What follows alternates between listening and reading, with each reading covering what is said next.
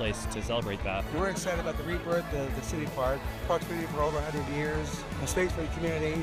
Now more important, it's going to be a chance for a rebirth of City Park to be timeless. I grew up in this park. I'm glad to see all the different plans. I love that we get a say in it. So it's not just, hey, we're the government officials, the city officials making the decisions, with this budget. It's saying, hey, we want to incorporate your ideas, your thoughts. So to have something like this. It's nice that they're letting the community choose their park and take a look at all the models and be part of it. I'm seeing more and more now the city council, Parks and Recs are more concerned with what the residents want.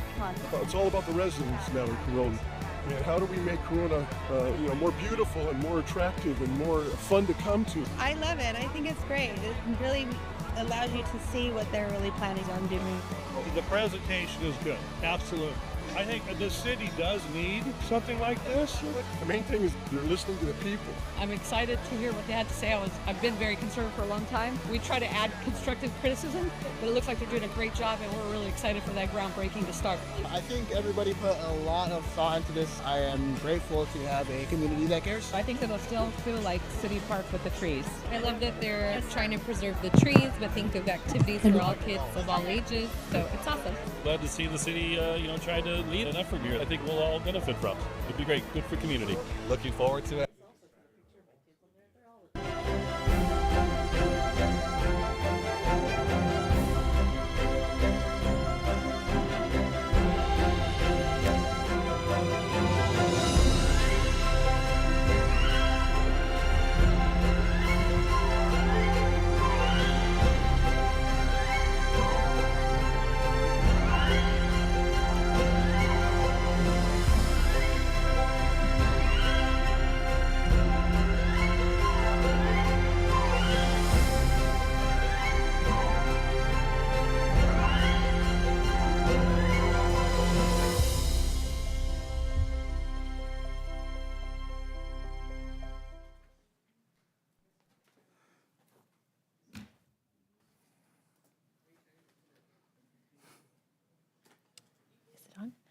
Hello and good evening. Welcome to our September Parks and Recreation Commission meeting. I would like to ask Commissioner Munoz to lead us in the Pledge of Allegiance. Yes, thank you. If you would rise and please follow me in the Pledge of Allegiance. Ready, begin. I pledge allegiance to the flag of the United States of America and to the republic for which it stands, one nation, under God, indivisible, with liberty and justice for all. Thank you.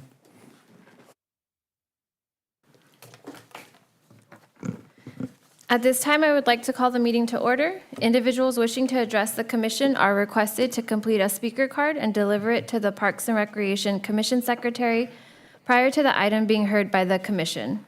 Please observe a 3-minute limit for communications, and once called upon to speak, please state your name and city of residence for the record. Item number 3 are meeting minutes. Approval of the Parks and Recreation Commission meeting minutes of August 12th, 2025. Do we have a motion? Make a motion to approve the minutes as they are read. Thank you. Do we have a second? I'll second the motion. A motion was made by Commissioner Munoz and second by Commissioner McBride. Let us take a vote.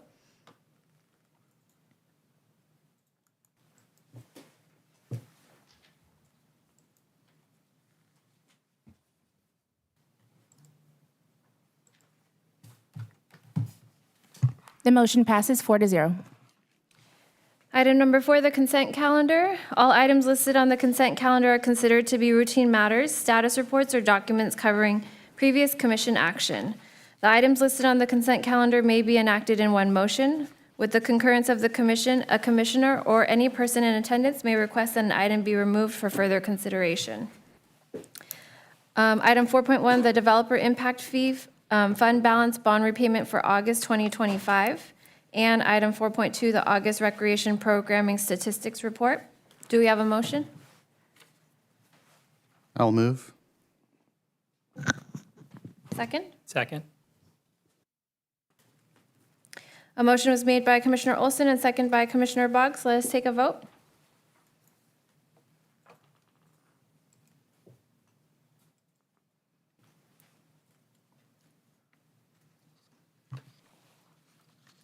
The motion passes 5-0.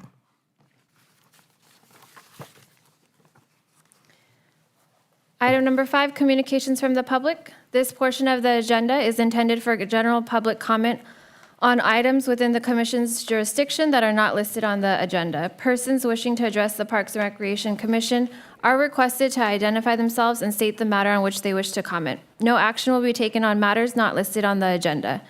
Please observe a 3-minute limit for communications. Ms. Vargas, are there any speaker cards from the public? No, Chair, no speaker cards. And are there any written comments from the public? No written comments. Thank you. Okay, moving on to item number 6, administrative reports. Our community services report by Ms. Finch. Thank you, Chair. So we're happy to be here again today to share all of the updates of the things we have going on in the Community Services Department. As you know, we wrapped up our busy summer event season and we're gearing up for fall right now. We have a lot of exciting news to share on the recreation side. Our new recreation manager, Monique Leone, will be giving the update, and she will also be providing a proper introduction for herself. I know I did a brief introduction of her last month, but she'll be telling us a little bit more about herself and her background. And again, we're very happy to have her on board. She's been doing an amazing job so far. She's also going to be providing a recap on our August activities on the recreation side. Now that we've finished up summer, we have had just a sprinkling of activities. It's been able to give our team a chance to catch their breath, but we do have some information we want to share on the activities we've had going on in August. We also have a overview of the schedule at the Historic Civic Center Theater. These are primarily the programs that are going to be offered by OBC Theater and CAT. They do their annual programming and have just very excellent high-quality shows that we're excited to share about. And then in the middle of those, we will also be filling with entertainment. We usually, for the last 2 years, have been booking one single reservation acts to be able to try and fill that programming schedule throughout the year. And then Recreation will be wrapping it up with an overview of some of the upcoming events we have planned over the next month or two. After that, Ms. Leone will turn it over to Mr. Cortez, our Parks and Trails Manager, to also introduce a new staff member that has just joined his team. He'll also be providing the monthly overview that we give on our guided hikes program and our Corona Beautiful cleanups. And in case you haven't noticed, I'm not sure where you park, but we have a beautiful new, not new, but renovated or restored Historic Civic Center sign in the parking lot that was relocated, and his team did a great job doing that, so he'll give a little bit more information about that process. We've also had a lot of activity going on in our landscape maintenance districts, specifically in South Corona. We're going to be providing an update on some of the challenges that we've been experiencing there, as well as some of the measures that we've taken to help correct that, and some upcoming projects that we have underway to help spruce up those districts. And then lastly, Mr. Cortez will provide an overview on our Summerfield renovation process. So I will go ahead and turn it over to Ms. Leone to give the recreation update. Hello. I'm up here today because I know I'm new and I wanted to introduce myself face-to-face to everybody. So, hi, I am Monique Leone. I am the new Recreation Services Manager. Some quick background.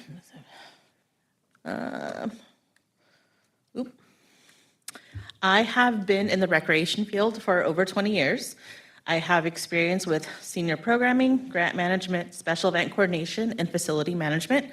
As Donna mentioned last time, I was last with the City of Santa Ana, and before that, the City of Dana Point. And Commissioner Munoz, fun fact, I used to MC the Dana Point summer concerts, so I'm very familiar with them. So yes, I was involved. Some career highlights in Dana Point. We coordinated the largest barbecue competition on the West Coast. I have executed a multi-day Fiestas Patrias event that celebrated Mexican Independence Day. The top photo is an image of the crowd size during the Grito ceremony, which is the call for independence. I have developed a sponsorship program that collaborated with the Anaheim Ducks, Clippers, and a variety of local nonprofits, annual estimated value of $150,000. Fun facts, those are my kids, Luke and Maya. I have 3 dogs and 2 cats. I like to bake, read, and I'm trying to develop a green thumb. It's not working, but I try. So going into work, our September events.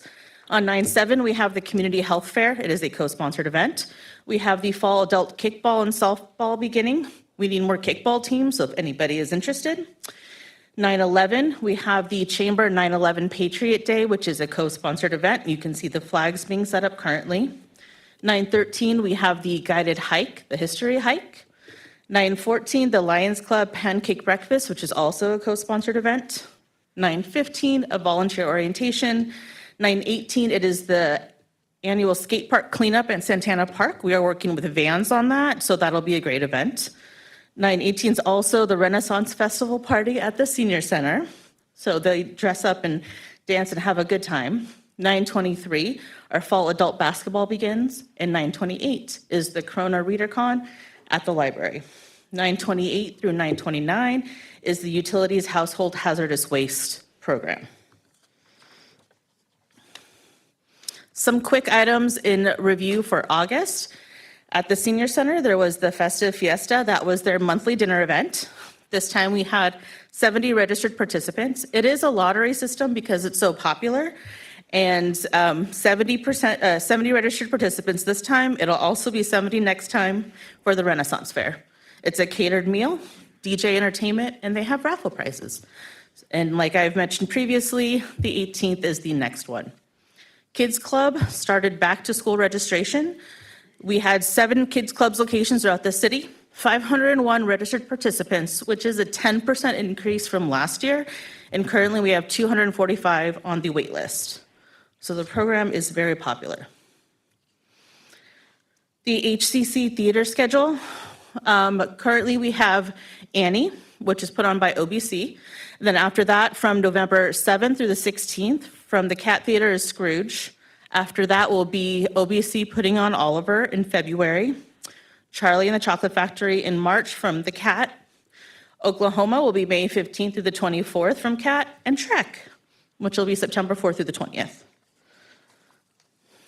Finally, for me, the upcoming special events. We have the Halloween in Ghost Town, which is October 10th from 6:30 to 9 o'clock at Corona Public Library.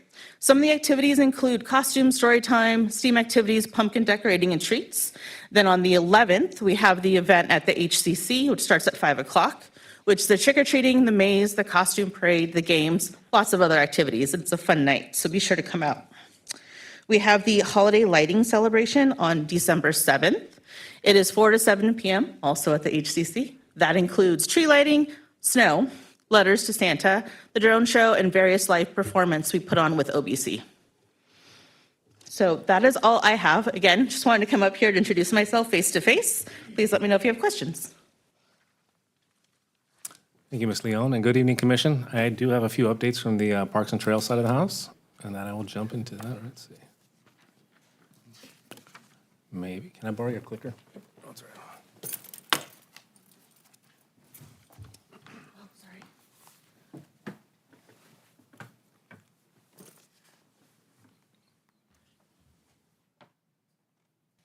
Maybe.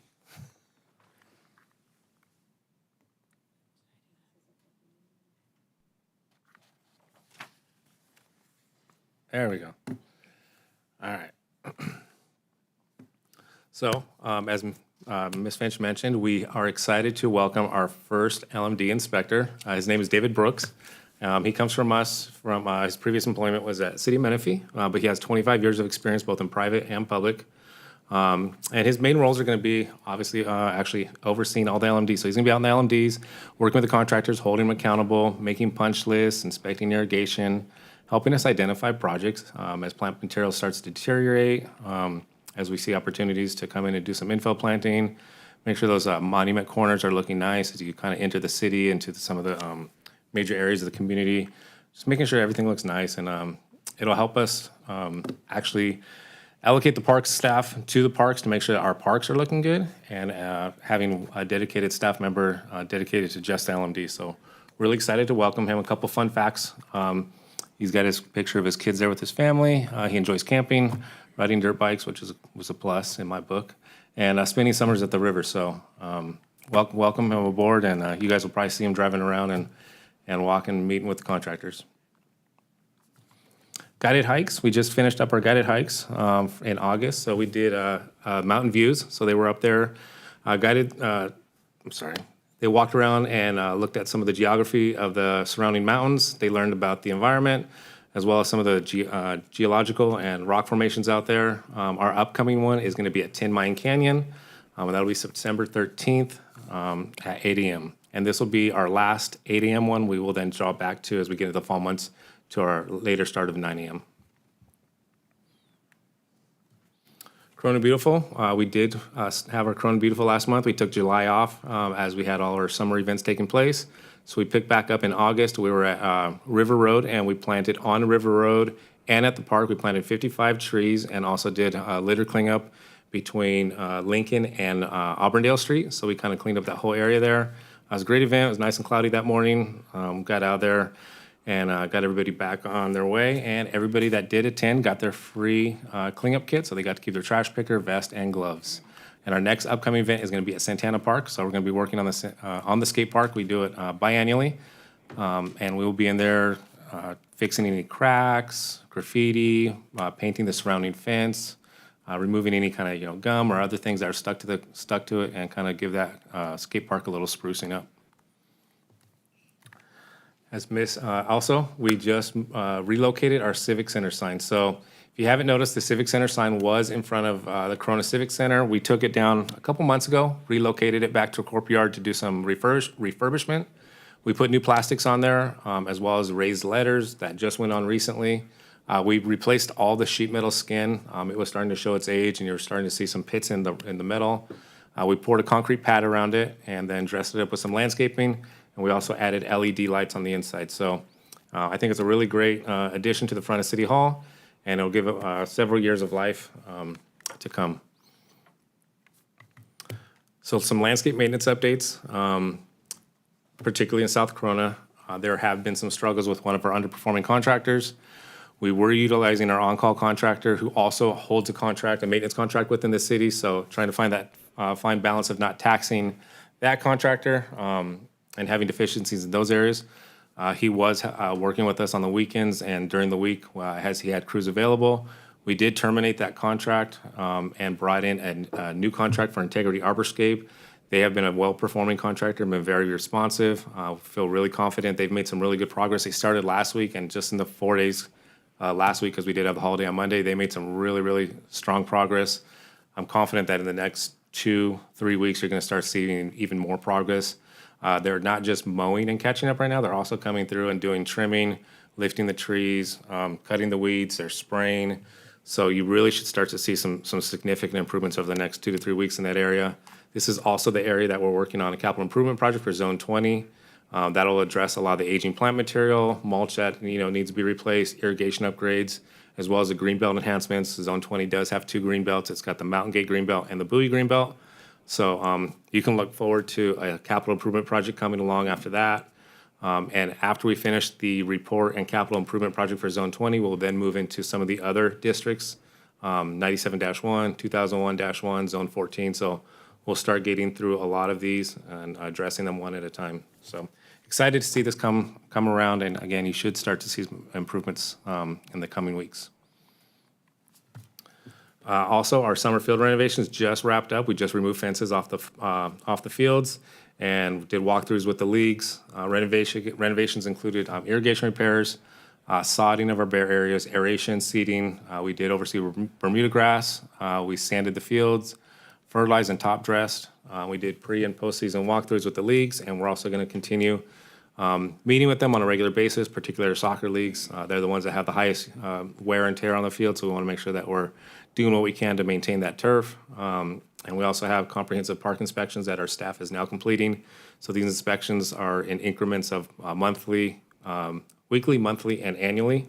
So they're going through inspecting the parks, documenting any kind of deficiencies, trying to stay ahead of the curve if we see any kind of the turf's drying out, a muddy area, whatever it may be. We can kind of work with the leagues on addressing those issues before they become bigger issues. So the inspections will be very helpful. And with that, I will turn it back over to Ms. Finch for some upcoming agenda items. Thank you, Mr. Cortez and Ms. Leon. So on the upcoming council meetings for the September 17th meeting, the City Council is going to be receiving a report on the Corona 5,000 5K run, which you will be receiving a report on right after this one. So that's one we're really excited to bring before you and then to the council for final approval before we get started on the planning process. Then at the October 1st City Council meeting, we're going to be bringing back an update to the HCC operations plan. We've been doing some additional outreach with the arts tenants, and we'll be taking that back to council for some additional direction. And then at the next Park and Rec Commission meeting on October 14th, we will be bringing the sports field maintenance update. That was one we were trying to bring tonight. We did have some more time-sensitive items that we needed to get before you, so we had to push that one back one more meeting, but we will definitely have that available for the October meeting. So that concludes our report. Myself or our team are happy to answer any questions that you may have. Ms. Vargas, are there any speaker cards from the public? No, Chair, no speaker cards. And are there any written comments from the public? No written comments. Okay, thank you. Commissioner Olson, do you have any questions or comments? Yeah, just a couple brief ones. Thank you, Chair. Welcome again, Ms. Leon. Great to see you. Great update. Thank you for that. I look forward to all of the wonderful things you can bring to the community. See, lots of great stuff coming up. I can't believe we're talking about Halloween and holiday lighting celebration already. I say that every time, but here we go. The new role, the LMD inspector, this is a net new role. We haven't had one before, right? Correct, yeah. So this is a dedicated LMD inspector that would just specifically stay in LMDs. Okay, and when was the last time we added an LMD to the city? Oh, gosh. We haven't added an LMD, but we've had some smaller CFDs come through, especially as some of the kind of pocket CFDs come in, a little housing track or commercial development. But they're usually relatively small. Most of our LMDs are pretty sizable. These are relatively small ones. Yeah, it's a shame that the role is needed, but it is. And I've experienced in our HOA, we bring in a new contractor and they do great, and then they don't. Yep. We bring in a new contractor, they do great, and then they don't.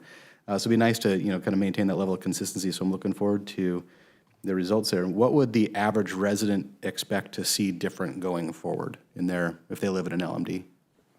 I mean, based on what we're outlining for his job duties, we would, you're going to see, before you start to see weeds start to take, I'm just going to give you some examples. If you start to see, areas of neglect, especially, maybe off of your main boulevard, some of the smaller streets where contractors, could be like, oh, nobody's going to see that.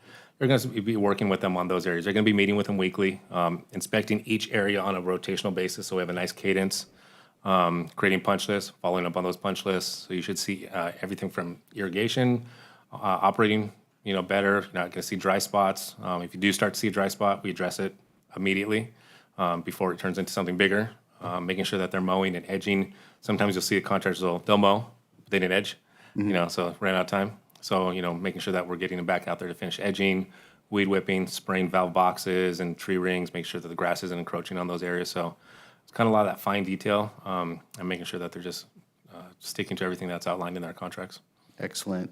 We don't have one contractor for all the LMDs in the city, right? No, we have, they're split up into 5 different bid areas, and there's different contractors within those bid areas. Okay.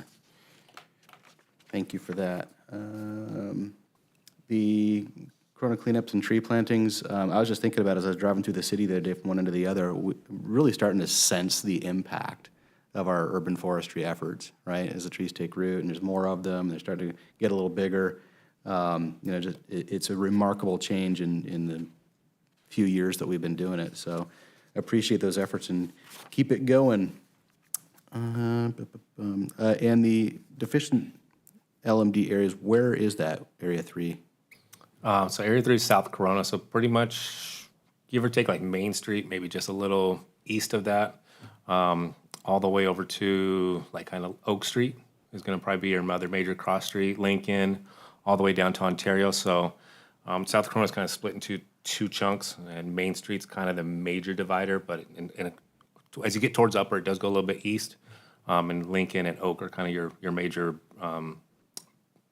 lines of where it switches over. Okay. And the summer field renovations, I can't wait to hear that report. Unfortunately, I'm not going to be able to be here next month, but I will be tuning in and reading the report carefully. My kid is in soccer. We're out there at Santana. We practice over at Shearer and play over at Shearer too, but we had the opening ceremony over there at Santana and noticed the sodding. Is that new this time around? Yeah, so there were some areas, especially on Field 9, the upper field, there was several areas where the sod or the grass had just worn out. I'm not sure exactly how it changed from this season. Usually Field 9s are one that's in best condition, which is at upper field, and that's where you probably notice that sod. But the wear on that field was rather significant this go-around, and I don't know if had some of the, we had some special events up there as well. So either way, we wanted to make sure that those areas were sodded, so we went ahead and put the sod in. We did the super rolls. So instead of seeing small little chunks, kind of like carpet rolls, and that allows for them to be able to play on it a lot quicker, and it roots a lot better. So, okay, interesting. Thank you. And that concludes my comments and questions. Thank you. Thank you. Commissioner McBride, do you have any questions or comments? Yeah, I've got a few. Thank you. Ms. Leon, welcome. I do have a quick question for you. On the senior center, you mentioned you're having to go to a lottery system with 70 people. Out of that 70, do you have no-shows, or is it 100% they come if you offer them a ticket? They all show up. That's awesome to hear. Yeah. Unfortunately, we are limited by the size of the room. There's only one big main area. So we have to reconfigure the whole center to bring the tables in order to fit. So we are unfortunately maxed out at this point. No, that's nice to hear, though, the 100% attainment. I know many times I talk to people who do events that are sponsored like that, and free ticket doesn't always go used. So that's congratulations. That means you've got a good engagement. Thank you. Mr. Cortez, thank you for Mr. Brooks. LMDs are a near and dear thing to my heart, as you know. My wife and I are huge walkers in the city, and she is a big user of C-Click Fix. I would hope that the new inspector is not just relying on their own eyes, that they are looking at the tickets coming in, looking for trends or types of things like that. yes, so he actually is splitting his time as he goes through that rotational cadence of inspecting of his own stuff, meeting with contractors, as well as addressing the C-Click fixes. So he will strictly be dedicated to service requests and C-Click fixes as well that are related to the LMDs. Excellent. I'm looking forward to the impact. As you know, I've not necessarily been shy about it, and I'm really looking forward to the progress you guys are making. I know you've had some challenges with the contractors and the changes, and I'm looking forward to just moving on. It's going to be a big thing. What I did have a question was, and you and I have walked it before, the LMDs do have gaps where we've discovered there's an LMD stops and another LMD picks up in the next block. What's the plan? Is that resource going to still look at that space, that maybe quarter mile in between LMDs that is falling through the cracks? Yeah, so he'll oversee all areas, including, like you said, like Zone 19, or maybe we have a gap where, it doesn't fall within a district or something. So if it's not within a park and it's a common median or common public right-of-way that's landscaped, he will oversee all of that. Excellent. Okay, that's good to hear. The Civic Center sign, I love it. I saw it disappear from the front of the lawn, and I was like, oh, I sort of missed that sign. And then I came around the back of City Hall, I think about a month ago, for something else, and I went, that looks awesome. So congratulations. Well done. So. My last question is on the fields. I know when I was coming on the commission last year, there was a lot of talk about interaction, end of season reviews with the leagues, preseason status. Are the leagues participating? They are. So we've been able to stay in touch with them. The recreation team, Karen's team back there, has been very instrumental in that as well. So they've been able to coordinate the walks with the leagues. So it's not just the maintenance side of the house, it's also the permit side of the house. So we're meeting with them, having those lines of communication about when they need the fields, when they're going to get off the fields, when we plan to do maintenance. We have those mid-season aerations that we're doing now, so coordinating that work with them.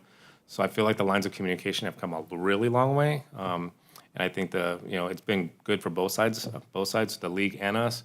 It's helped us tremendously, and personally, I feel like the fields are in a better condition than they were before, and it allows us to kind of plan ahead.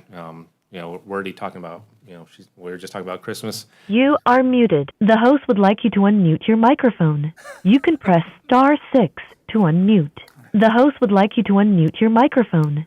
You can press *6 to unmute. You are muted. Am I unmuted? So just like we were talking about holiday lighting, we're already planning for our winter renovations. So we're trying to get well in advance, already doing purchase orders for seed, so just staying ahead of the ball. Okay, thank you. I've noticed a big impact. I think Commissioner Olson and I agree that the fields are in a better state than they were a year ago, and that's an testament to your team. So thank you very much, and I appreciate it. Thank you. Commissioner Munoz, do you have any questions or comments? Yes, thank you. Ms. Leon, welcome aboard. Welcome to Corona. And I can't wait to see what you bring to Corona from Dana Point. I know when my wife and I go to those concerts in the park, there's literally thousands of people there. Thousands, so all those happy people. So it'll be good. Speak to my wife, Paula, about the green thumb. She's got a green thumb. I know I don't, but she does. And then moving on to the events in September. Can't wait. I was going to say here at the end of the meeting, but I feel like a John Denver song person saying that, we're done with summertime, moving to September, seeing the falling leaves of fall and feeling the wind behind our backs and moving forward to a variety of different events going on in Corona and with family and friends.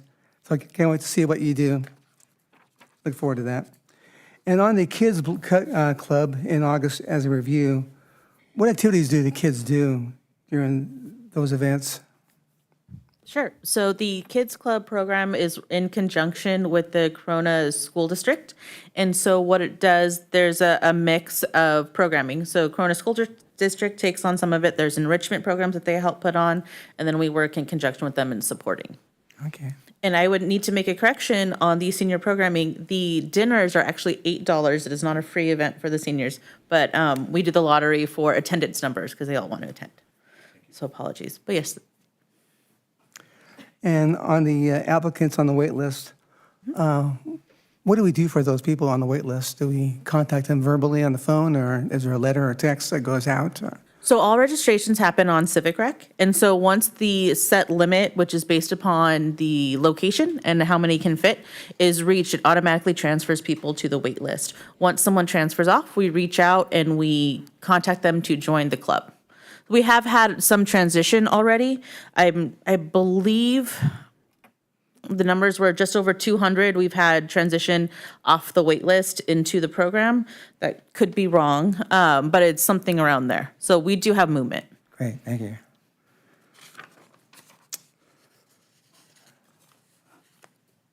I'll be at the Annie event this coming Sunday, so I can't wait to see what that's all about. All that singing and dancing and all. It'll be fun. Quite a bit going on with that, so thank you for that. On the upcoming special events, thanks for sharing the activities for this year. Any planning for next year? Anything in motion? Yes, we have set aside the dates for next year already, and we have also started working on the scheduling of different events, booking bands, talking about movies, different locations, items that are needed. So it's been in discussion. Great. And then Parks and Trails, welcome aboard, Mr. Brooks. Good to have you on a team. I can't wait to see what happens to Corona and LMDs and all. And as I drive into town from work or leave going to work, I see a lot going on. So it's always nice to see things changing, things growing, things evolving.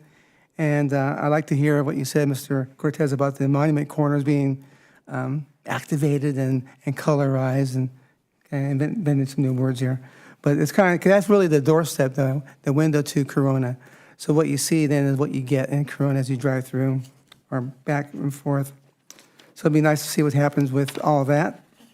You know, the people pay into their LMD, and same thing as the HOA, and when you see irrigation running 24/7 and water's running down the street and not being taken care of, phone call.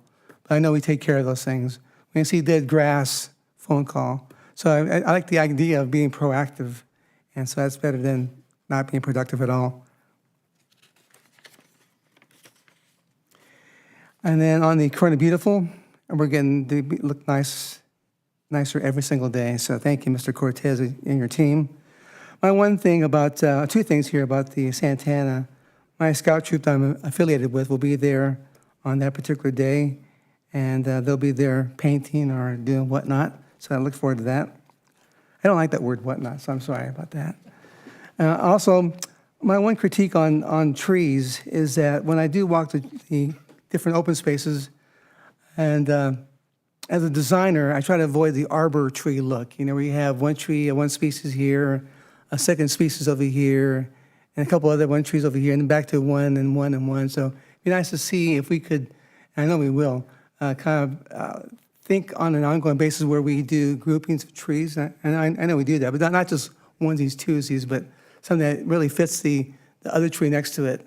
And it's not really going to be a drastic change, I think, in our mindset, but just a recommendation to think about that grouping, or groupings. And then, like my colleague to my right here, I was excited to see the new sign out in front on the north side of Corona. The architectural style is different from what we have here at a civic center, so really it's a good contrast. And you did a good job. I mean, nice to see how the landscaping kind of fills the gaps there of all the that mulch. I'll have to be here at nighttime, see what it looks like. That looks nice. Yeah, right. And then again, Mr. Brooks, look forward to seeing what we do to the LMD areas. And a couple of notes to myself was, what did we learn from our experience with the prior contractors?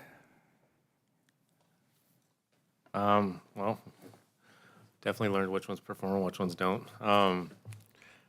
So we put some good specs in there, and we try to vet them out and hold them accountable. But this one in particular, I mean, we always have our struggles with some of the contractors. I mean, even the best ones, you're always gonna have some deficiencies. But this one in particular was really extremely challenging. It's unfortunate because we do want to see their contractors succeed. I mean, I don't think anybody wants to go through the process of hounding them and, their stress, they don't have the resources or whatever the challenge may be. So it's unfortunate on both sides, but we kind of saw it coming right off as soon as they started, we were on them, and it just kind of progressively got worse. So we moved quickly, and before we got months and months and months into it, we kind of moved quickly and was able to terminate and work with our purchasing team to get the second lowest bidder in. And like I said, this particular contractor has been responsive in the past, and really enjoy working with them. So I think only good things to come from them. Great, good. Have we grown from that experience? Always Okay. learn from my mistakes. High five. And then the renovations, a couple notes to myself.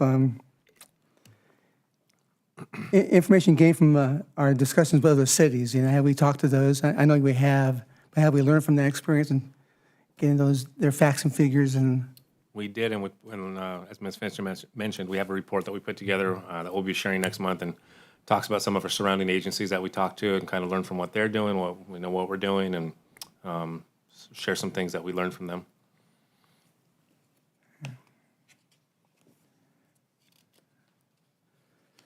I like the idea that we're still integrating our thoughts with the ad hoc committee. It's so important to just keep that communication open, that line open, so they have not that phone call in the middle of the night saying, Mr. Cortez, just that you're always willing to talk to them. And I know they expressed that, and during our meetings that we had last year, and then it was all positive, so good job with that. And that's it. But thank you so much. Appreciate it. Thank you. Vice Chair Boggs, do you have any questions or comments? Just a couple. Ms. Leone, welcome again. Formally welcome you, I guess, this time. So welcome aboard. Looking forward to what you're going to be able to do for us. Mr. Cortez, just one question. You said that you did the walkthroughs with the leagues. What was their feedback? I think the experience has been positive. It's usually a representative that was filmed either on the ad hoc or was, closely working with their organization for the representative that was on the ad hoc. So everybody's kind of aware of what the checklist looked like, what was some of those things that came out of the meetings were. So I think the experience has been good for both of us. It's, I think, beneficial for both parties, and I don't think anybody's had anything negative to say about the increased meetings, even though it can take some time to coordinate these meetings. I don't think anything negative has come out of it. It's been able to help us address what their concerns are, and share also our perspective on things where we're at with maintenance, and something as simple as just changing the day that we mow has been huge for them. I didn't know that you guys paint fields on Wednesdays, so we'll mow on Tuesdays. Simple things like that. So it's just the lines of communication have been it's been great. Good. So. Thank you. Commissioner Munoz? I'm sorry, I have one last thing. In scouting, we have a third party, and they come every year to visit and critique and create a list of summer camps. So they'll get another council to come to this council, and they'll go ahead and walk around for the whole day and spend the whole weekend, write some notes down, and they'll share those thoughts with the people, staff on board at that summer camp. So I'm wondering if we're doing the same thing, or if we can instigate the idea where we incorporate the review of another city to come, and we would do them also to critique their lawns and their open space and their fields to see how that works out. It's an idea. I thought, it'd be reciprocal, and so being something to do to improve our park sites. We can always improve, and so can another city also. So I'm sure they'd welcome a welcome hand to people to come and see their yards also, their open space. A thought. Thank you, Commissioner Munoz. And I just had a couple comments as well. A warm welcome to Ms. Leon. Very excited for the upcoming reports, and great job on this one. Thank you. And Mr. Brooks as well. I'm definitely looking forward to the fall festivities that are coming up and the sports fields report next month. It seems like we're all pretty excited about the progress that's been made there, and the communication that has been opened up with the different youth sports leagues in the city, which I feel like moved really fast. So I just thank you to everyone who's been involved with that. And then last, I'm just really excited for the River Road Park between the trees and then the upcoming playground. It's going to feel like a completely different park there. So an exciting future for that park. And that's all I have. Moving on to item 6.2, Corona 5K Road Race. We have a report by Ms. Carr. Good evening, Commissioners. My name is Rigel Carr. I'm the Community Service Program Coordinator with Special Events. Here to present some exciting news with you this evening, the Corona 5000 Road Race in collaboration with Lieutenant Gary Griffiths and representative from the OC Marathon, Gary Kutcher. The ask this evening is that the Parks and Rec Commission recommend approval for the MOU with the OC Marathon for the Corona 5000 Road Race. This plan is directly in line with our strategic goal number 5, which is a sense of place, and increase large-scale recreation activities for the Corona community and an economic benefit to our community, which will be sports-focused like a 5K or BMX adaptive program, and establish an annual process to expanded community events through partnerships. So I wanted to give you a brief history about the Corona road races. Back in September of 1913, the inaugural road race on Grand Boulevard occurred with 3 races with lots of fierce competition. Unfortunately, in a 2-year span, on April 8th of 1916, the final road race was held here on Grand Boulevard, and nothing like it has been seen since. So you might ask, why bring the road races back to the city of Corona? Well, the Corona 5000 will highlight 3 categories. 1, it will highlight the rich Corona history and heritage, support health and wellness, and promote and provide social economic benefits. And then there are some breakdowns of each category there for you, and we can elaborate on that at a later time if needed. I will now pass this presentation over to Mr. Gary Kutcher on behalf of the OC Marathon. Thank you, Commissioners and Chair. My name is Gary Kutcher. I'm the race director for the OC Marathon. I've been doing that for 16 years. The OC Marathon started back in 2004. This is Lisa Skolman. She's been with me since the very beginning, and so we produce not only the OC Marathon, that weekend includes about 26,000 people altogether. We have had 250,000 finishers altogether there. We raised over $9 million, or helped our charities raise over $9 million for this. Our kids running program that's part of that has been one of the largest kids running, youth running programs in the country for over 10 years. This past year, we had 6,000. We expect to have more like 7,500 this year. The process of putting that on is obviously a monumental task of jurisdictional coordination. We close about 24 miles of road for the marathon. We do get a couple trail miles in there. With that, we have 13 different water stations. Some have Gatorade, some have food, all kinds of different coordinations with that. We typically have around 25 to 30 charities that are part of our event. Their success is typically driven by their own hard work in getting runners to do the race. They're going to go out and find runners to run for their cause. And usually about $500,000 to $650,000 a year is raised by those charities. We also have a large expo, 60 different vendors that are there. Not just the running industry, but every type of vendor under the sun, from physical therapy, even hair people, just massage, all kinds of different things. The Marines are there, a lot of different police services for recruiting. So a lot of different opportunities for the exhibitors there. And as I said, there's the coordination that it takes for that has at least 10 different jurisdictional permits or meetings that we have to get everyone on board and understand what's going to happen on that one weekend.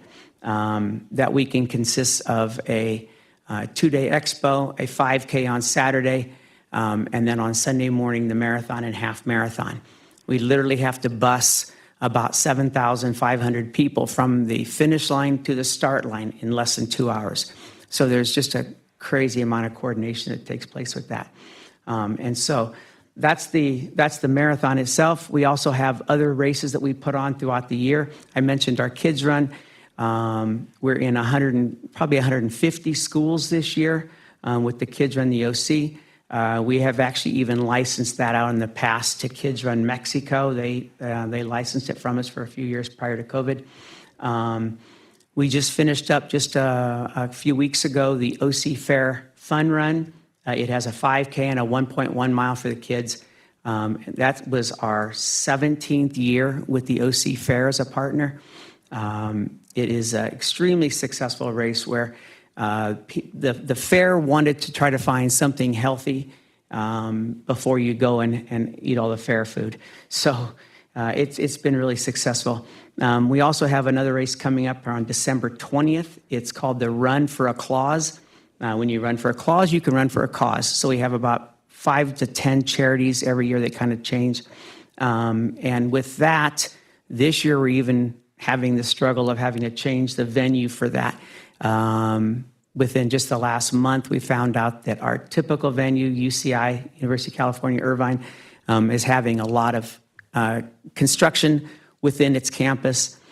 So we've had to pivot and find a new location. We'll be doing that at the Great Park. But that's kind of one of those things that come up when we're putting these kind of events on. You never know what's going to come across. You have to fix it. So we expect 3,500 to 4,000 people for that. And so I think all of these, the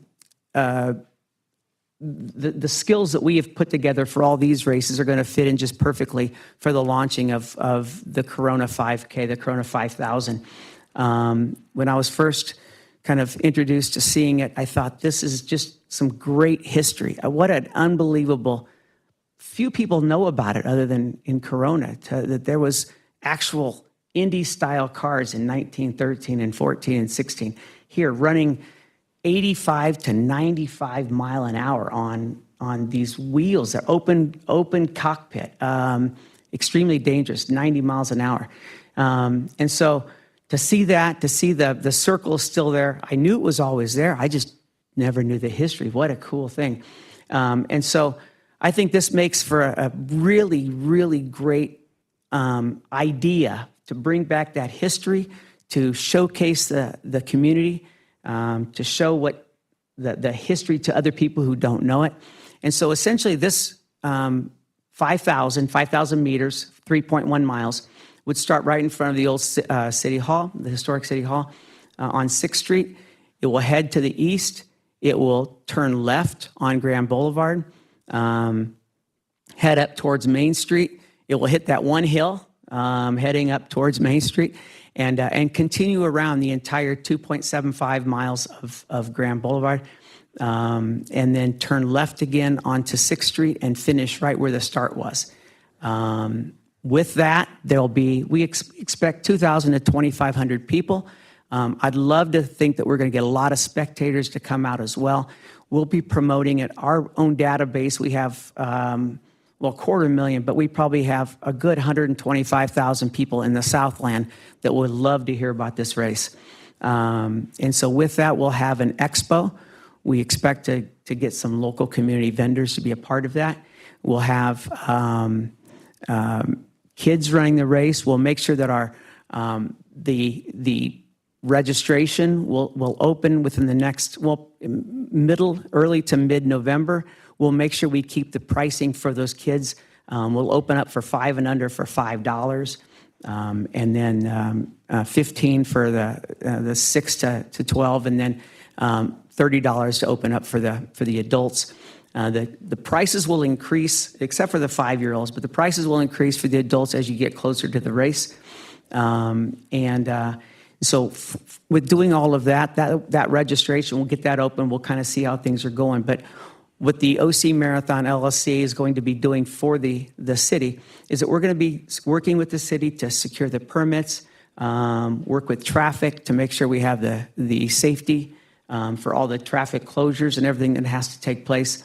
We'll be doing all the promotion for it, designing the medal, designing the website, all of the items that take place for creating a new event like this. And we've done this multiple times.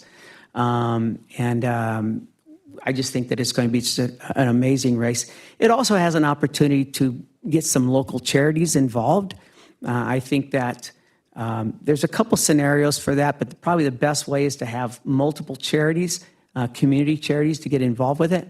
I mentioned that their success is really going to be driven by their work to get runners to participate as well. But with that, we will be able to work with them. We'll get them onboarded. Monies that come in for them. Everybody who registers will see those different charity names during that registration process, and they'll be able to donate to a charity of their choice of one of those. I would say for a race like this, 5 or 6 different charities could work. And so that's just another component that we can add to this. And we also hope to work with the different businesses by a few ways of getting the word out.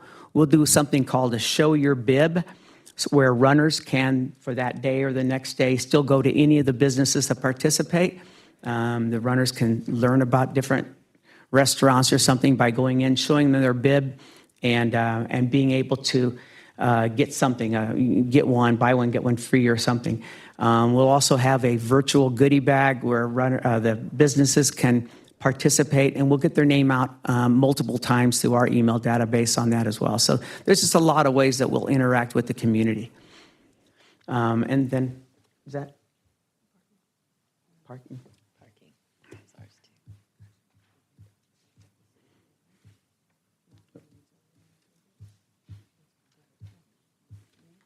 Let me do it? Okay, so from that, for the parking, we expect that most of the parking can take place right here at City Hall.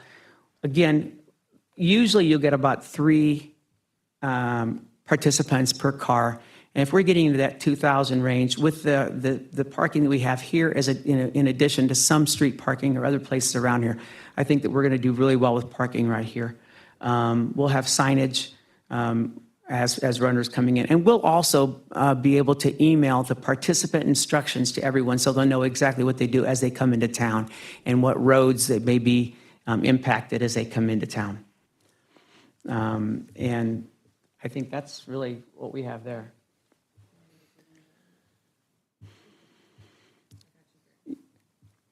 And with that, Commissioners, we have our community outreach plan here, timeline for you. We aim to launch the event website on sometime during October, followed by our sponsorship outreach in November, registration to open in the month of November.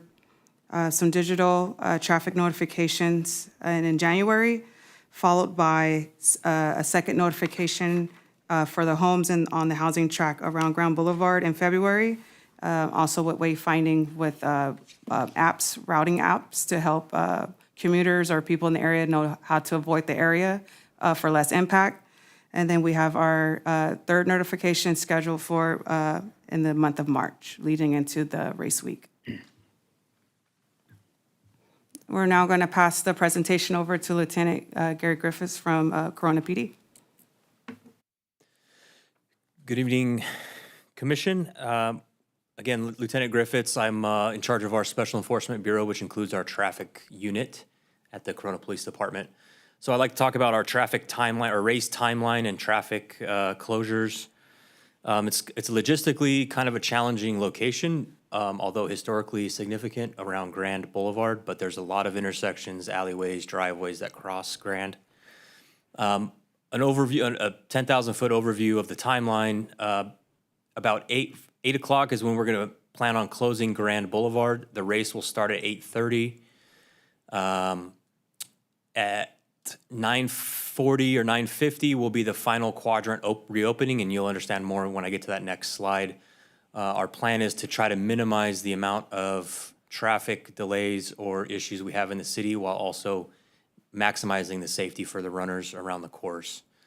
By 10 o'clock, we anticipate Grand Boulevard will be fully reopened, so about a 2-hour window there that some portion of Grand will be closed. And then noon will be the post-event celebration will be concluding. So those last 2 hours will be the post-event celebration in front of the Historic Civic Center. So this diagram gives you kind of a better idea of our planned closures. Again, all those side streets and minor alleys that lead across Grand will be closed ahead of time earlier that morning, but the major intersections of East Grand, North Main, and South Main will be open, so traffic can cross Grand Boulevard and travel on Grand during those times. Again, at 8 o'clock is when our officers and personnel will be in place to close down all those major intersections, so Grand Boulevard will be completely shut down at 8 o'clock. As the race goes northbound on Grand, and it crosses North Main, we will open up that quadrant, that first quadrant marked with the number 1 there on the map, so that traffic can cross Grand and also travel on Grand once the back of the race gets past North Main. And then again, once it gets past East Grand, we'll open up that second quadrant, and then so on around the circle.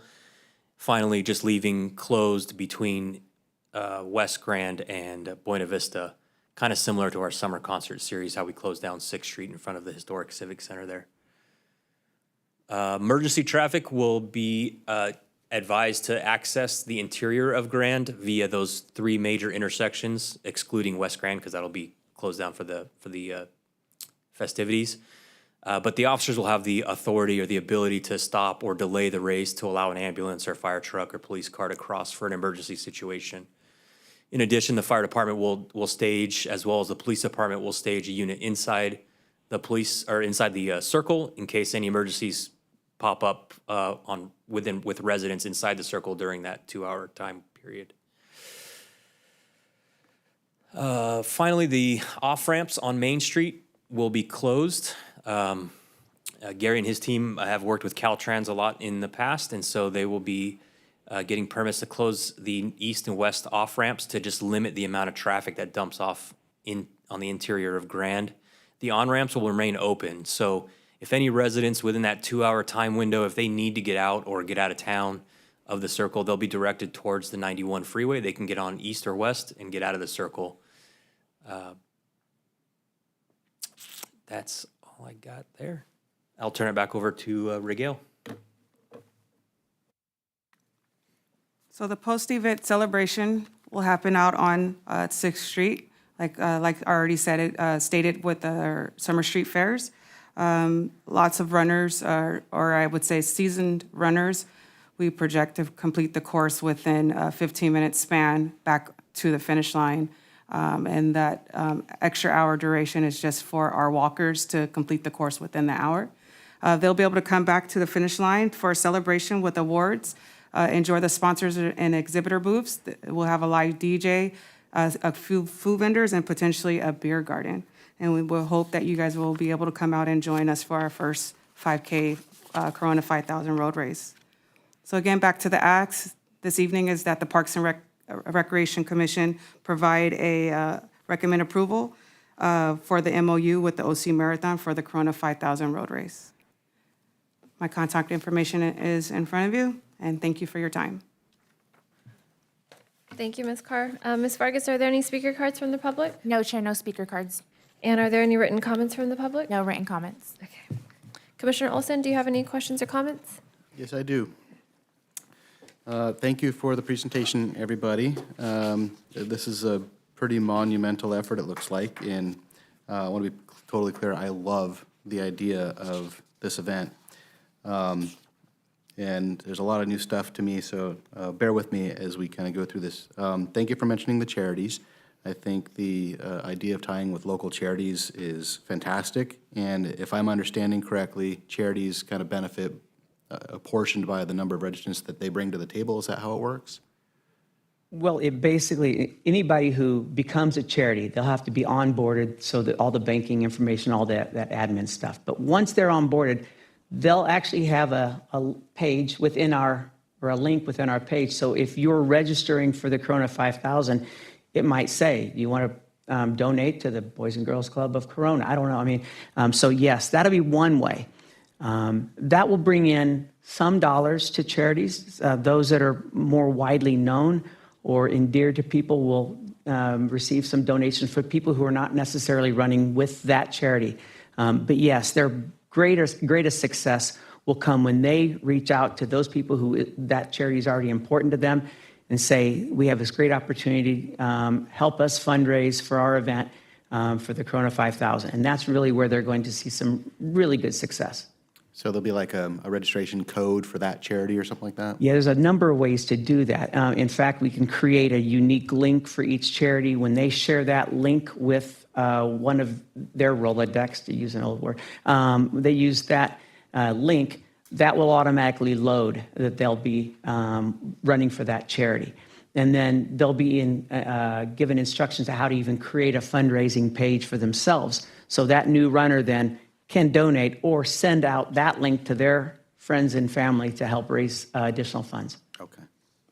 Thank you for that. Have we done, just a question for anybody, an economic development tie-in sort of thing? Because I could definitely see some benefit of, you bring your medal and get a, free tire rotation or something to local businesses, to kind of really make it a net positive for the community as a whole. Anything like that we generally do or could do, I think?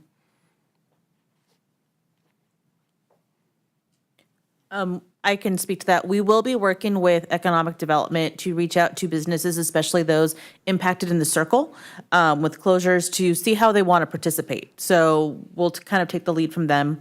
As Mr. Griffiths mentioned, potentially a bring your bib in discount with them if they're willing to, but it is part of our plan to work with them on that.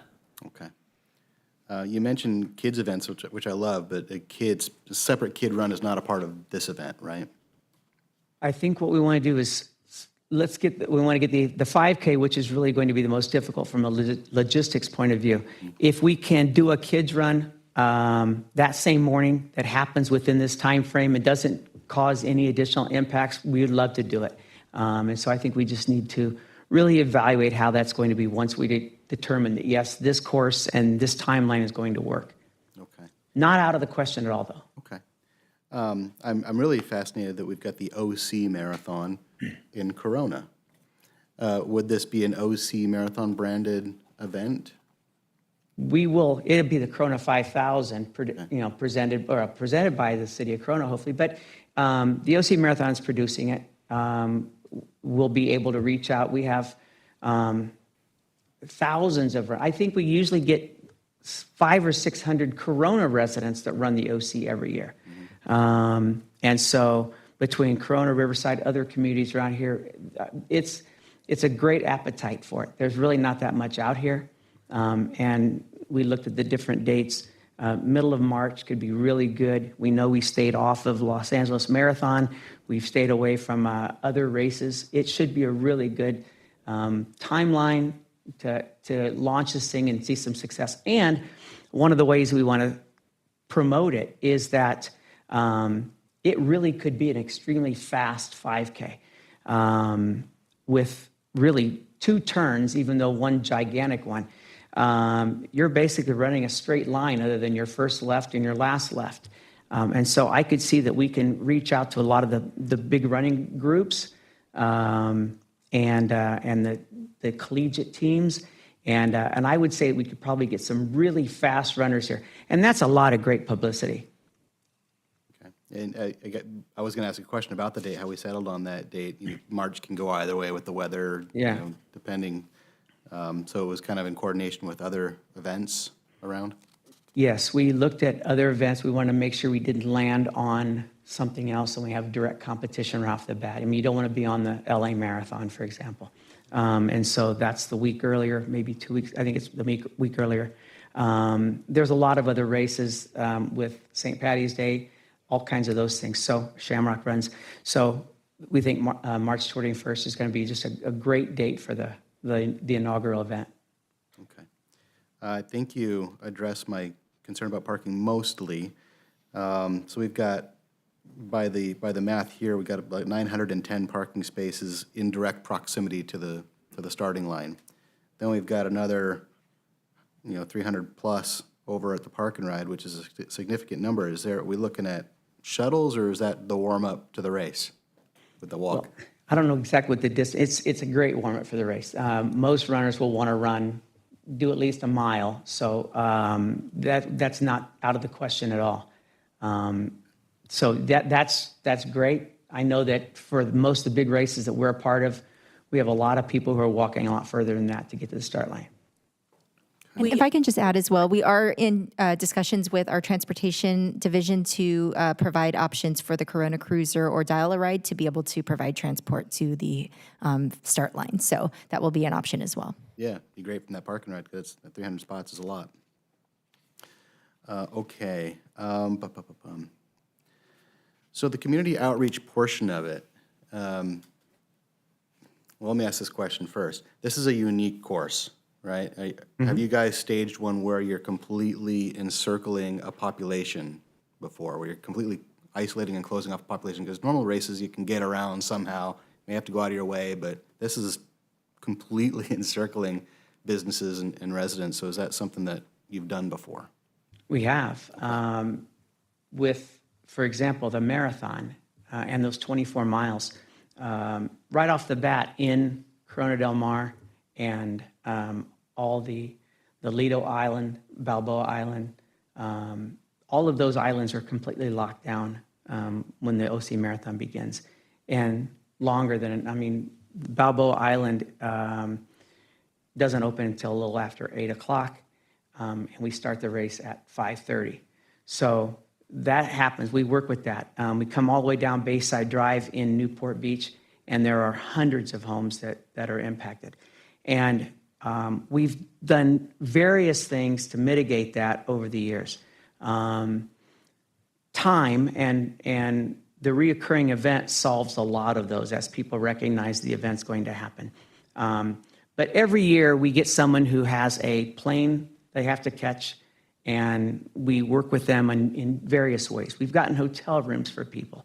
We've done a lot of different ways to mitigate that particular person. And in many cases, someone calls upset and they actually aren't impacted like they think they are.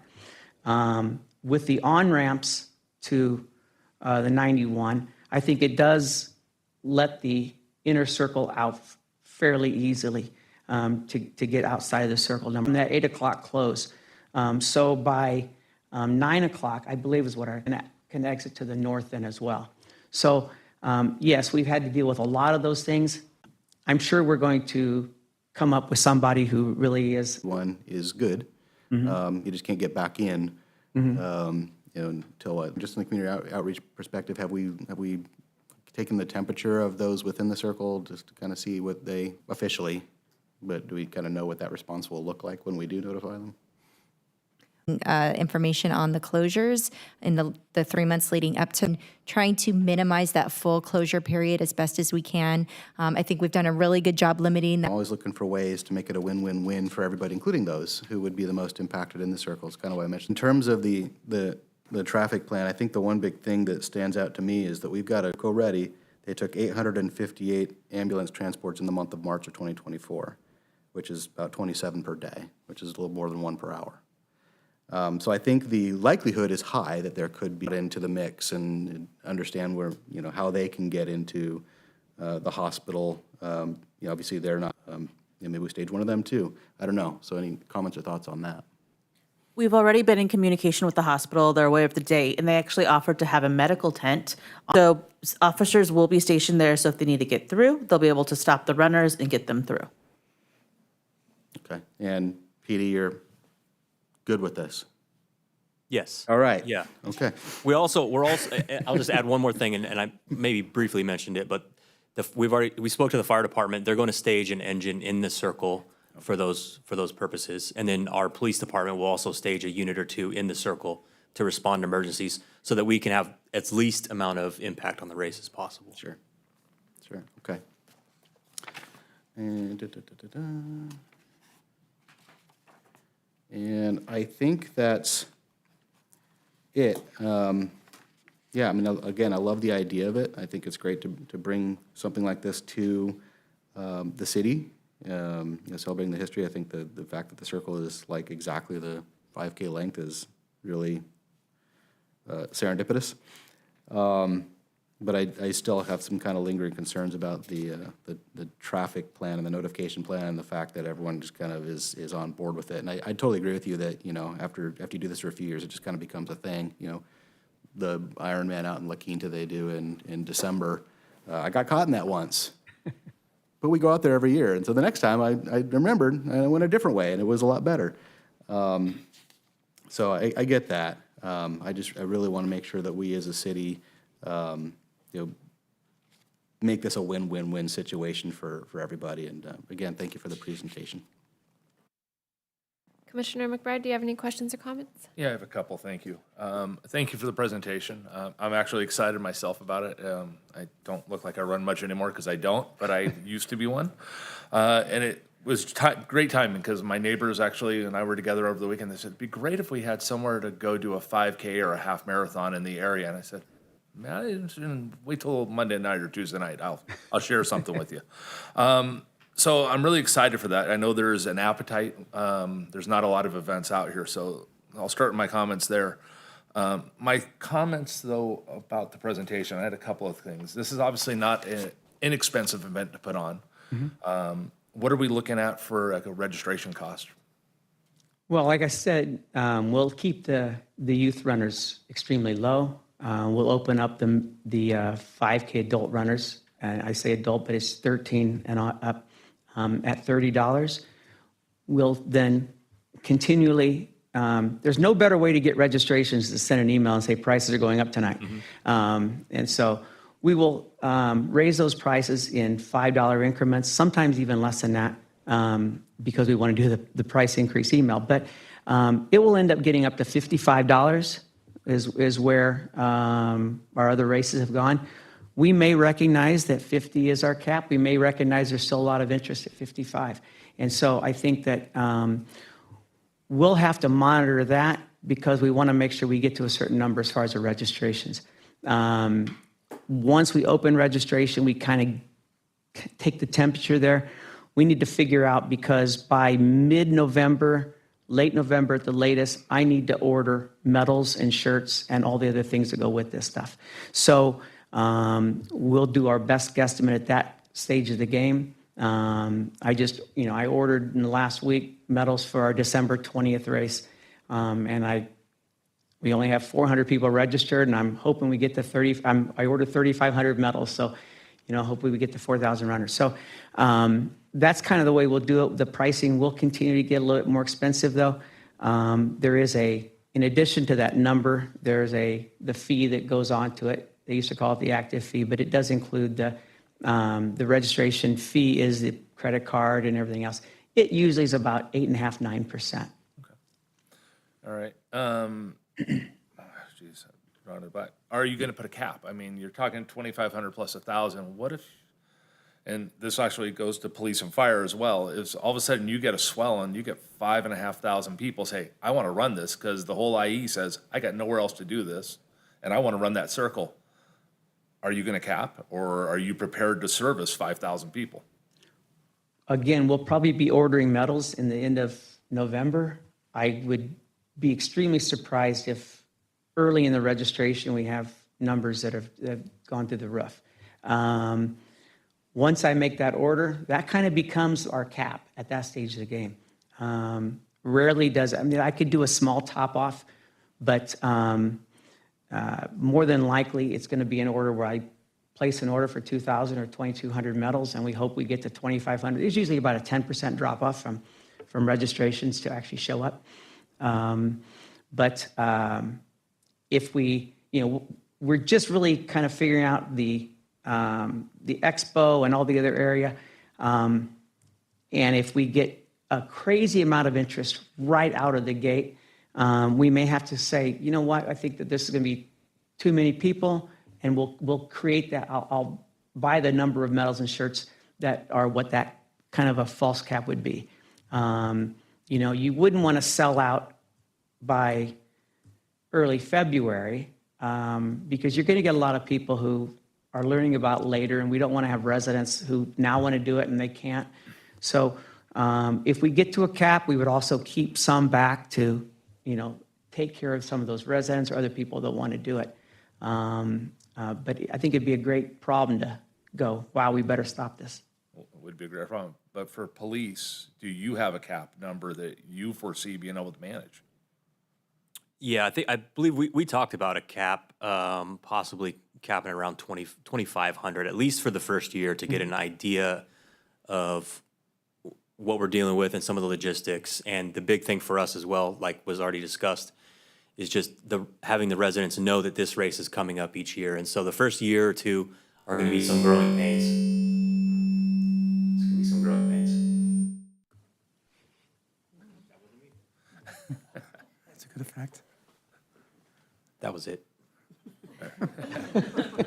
All right, that's good to hear that at least you have a grasp on that. And one of my other concerns was the Caltrans and then CHP with the freeway, and it sounds like you have a good grasp on that. You mentioned the traffic closures, back to PD here, about going around the circle. But in front of the HCC, are we talking like the Summer Street Fair? Are we going to have a bigger window of closure there? Obviously, we're going till noon, but what time would you start? Because a lot of people milling around at these events have been my experience. Yeah, and for safety, I mean, that's our biggest concern as far as safety with a lot of people gathering on the street there. That we're going to have a hard closure. I believe we talked about starting even like possibly at like 4 a.m. to get everything set up. So that 6th Street, luckily it's a Saturday morning. Usually the traffic doesn't really start picking up until 7 or 8 o'clock anyway, but it'll be a hard closure early in the morning. Okay. And last all the way through noon. Okay. And then my last comment will be around the parking. I'm with Commissioner Olson. Parking will be a concern. Doing events like this, and I'm involved in a big one myself in downtown Long Beach, have we, and by the way, I love the thought, you guys have the wayfinding and working with Waze and that, but have we thought about maybe an Uber or Lyft lot dedicated in and out to support runners who may be local but don't want to have to deal with the parking, and then they have an easy in, out, easy out? Have we thought about adding that onto this? We do it for the OC Marathon. And so, yes, that's an easy add to that. We'll reach out and we also work with Waze, and Lisa could probably address it better. But as far as we work with them, so the Waze even knows road closures and other types of things. So, yes, that's something that we do for the OC. We don't have to do it for other events. There's enough parking, and for UCI, it really doesn't have that much residential around there, other than students who happen to be on campus. But yes. I think I'm more concerned about a resident in South Corona or maybe down in Temescal Canyon says, I just really want to deal with the traffic at the park. I'm going to Uber in, I'm going to run, going to enjoy myself, have a beer afterwards, catch the Uber back out. And I know Ubers sometimes in Corona aren't always the easiest thing to catch. So just a suggestion, have an Uber lot or a Lyft lot, dedicated pickup space, and everybody knows the traffic pattern. There's a space off of Buena Vista we can use for that, so we can look at targeting that. Excellent, thank you. That's all I have, but I look forward to the event. Commissioner Munoz, do you have any questions or comments? I do. Thank you, Mr. Olson and Mr. McBride. They answered everything, or they asked everything too. So I don't know what we're going to add to that. But anyway, a couple of things I can add, though, is it'd be nice to add the scouting organization in the area, which is pretty huge, to be either as volunteers or participants. We do a thing called the Physical Fitness Merit Badge, and this could be right in line with either walking and running and all those things combined. There's over 10,000 people here in the area that they wouldn't be here that one day, obviously, but maybe a third of that could be able to be here that day to either volunteer or be actually active in the event itself. And scouts do everything for a patch or a medal. And so, I could be here that day looking for that patch. I'd be crawling my way through that 1.5 miles, 3 miles, but I would make it for that medal. So, despite everything going on. But that's a thought that we could get them to volunteer for that activity, and boys and girls too, involved in that.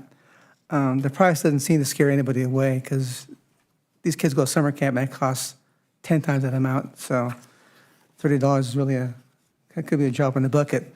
Also, one thing is that the Parks Foundation would be glad to do the beer garden. We do it every year, 4 or 5 times a year here on the lawn in front of HCC. All the money goes to the parks program anyway, buying benches, buying drinking fountains, buying defibrillators, and all. It goes back to the area anyway. So it'd be nice to have that involvement. Commissioner McBride and I are involved in that program also as volunteers, and we volunteer our time. Pouring beer, pouring wine is really our best, not the best thing, but we do a lot of that. As they've mentioned in the past, parking will be a problem anywhere you go to, but I like what you've done for your homework. I like your thoughts behind that. I like your enthusiasm. And you already have PD involved with it and fire department involved with it. It seems to be a win-win situation for all of us. So thank you so much, and we appreciate your time. Thank you. Vice Chair Box, do you have any questions or comments? Just a couple. Thank you for the presentation. I do have a couple just kind of general questions, mostly around parking and maybe some of the economics behind it. How solid do you think your formula on the 3 per car is? It's an interesting question. We've seen that's probably the number where we've had it at UCI. They've had a fairly steep cost for parking, and so we've really encouraged carpooling. We will now pivot that and say exactly the same thing. Parking is limited, make sure you carpool. This is a race that's going to bring a lot of families out. That's kind of where you get that multiple right off the bat, is we're going to have a lot of families come out and do this.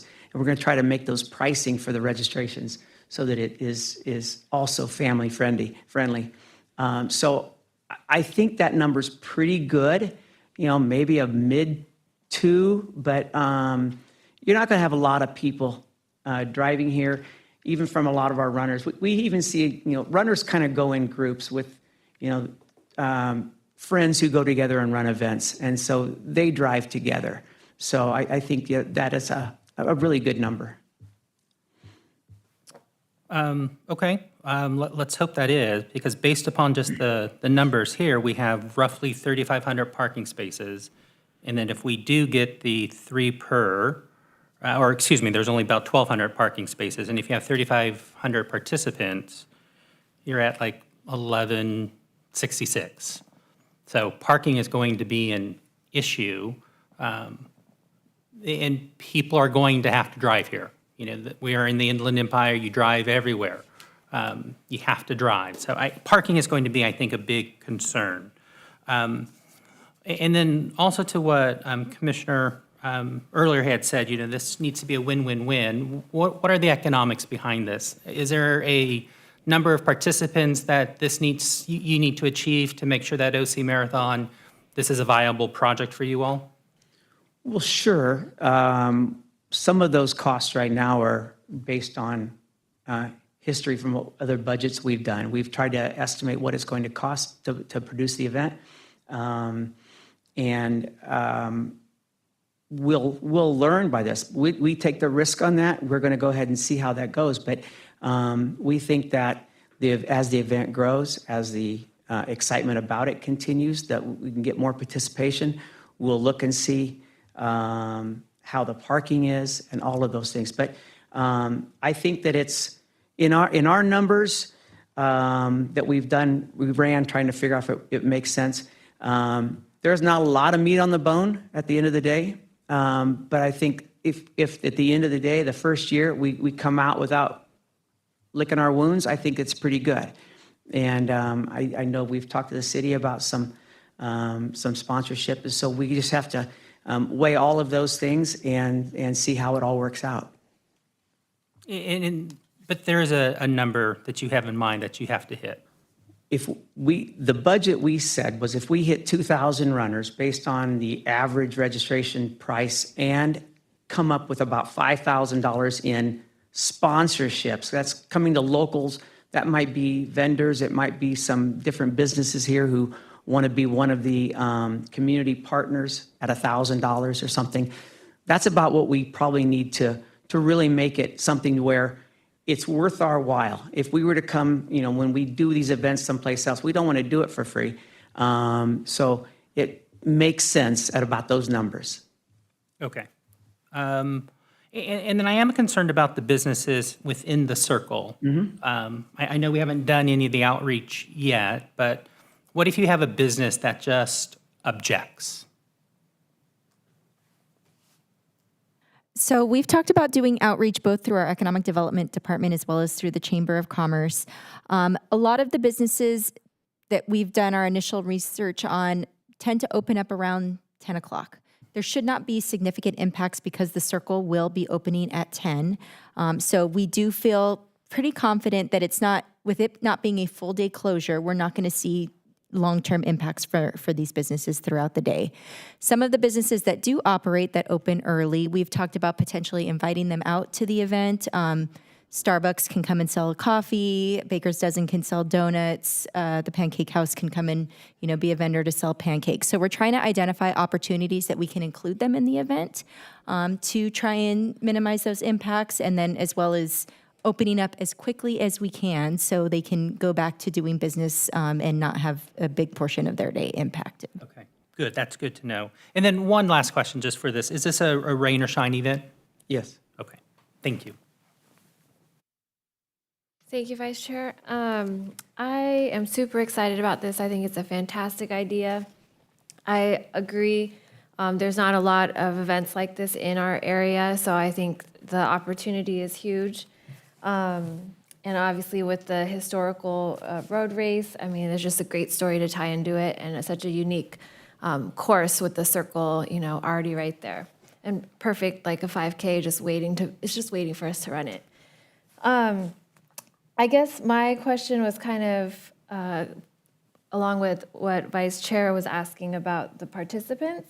And I guess, do most of the participants that end up registering, are those brought in by those local partnerships and the businesses and the vendors in our area?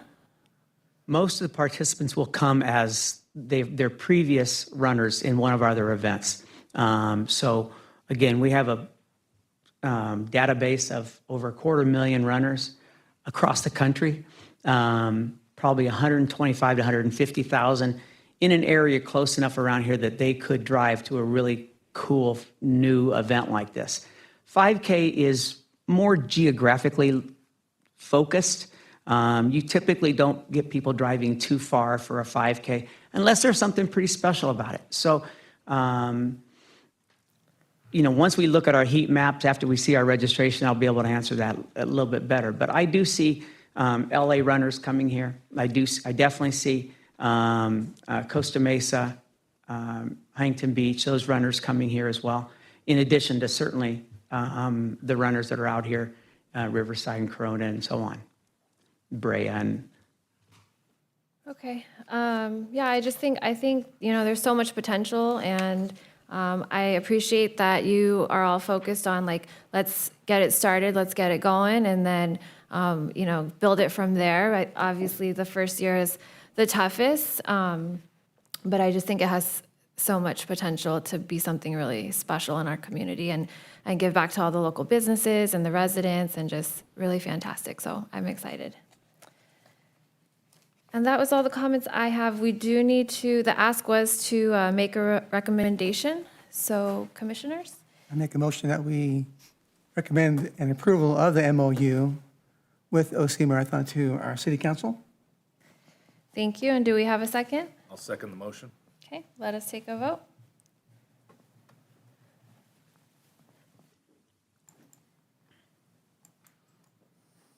Ms. Vargas, yeah, it was seconded by Commissioner McBride. Thank you. Ms. Vargas, my computer's in reboot, so I'll vote yes.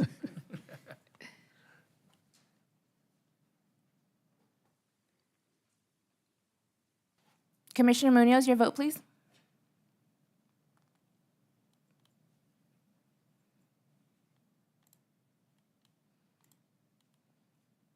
The motion passes 5-0.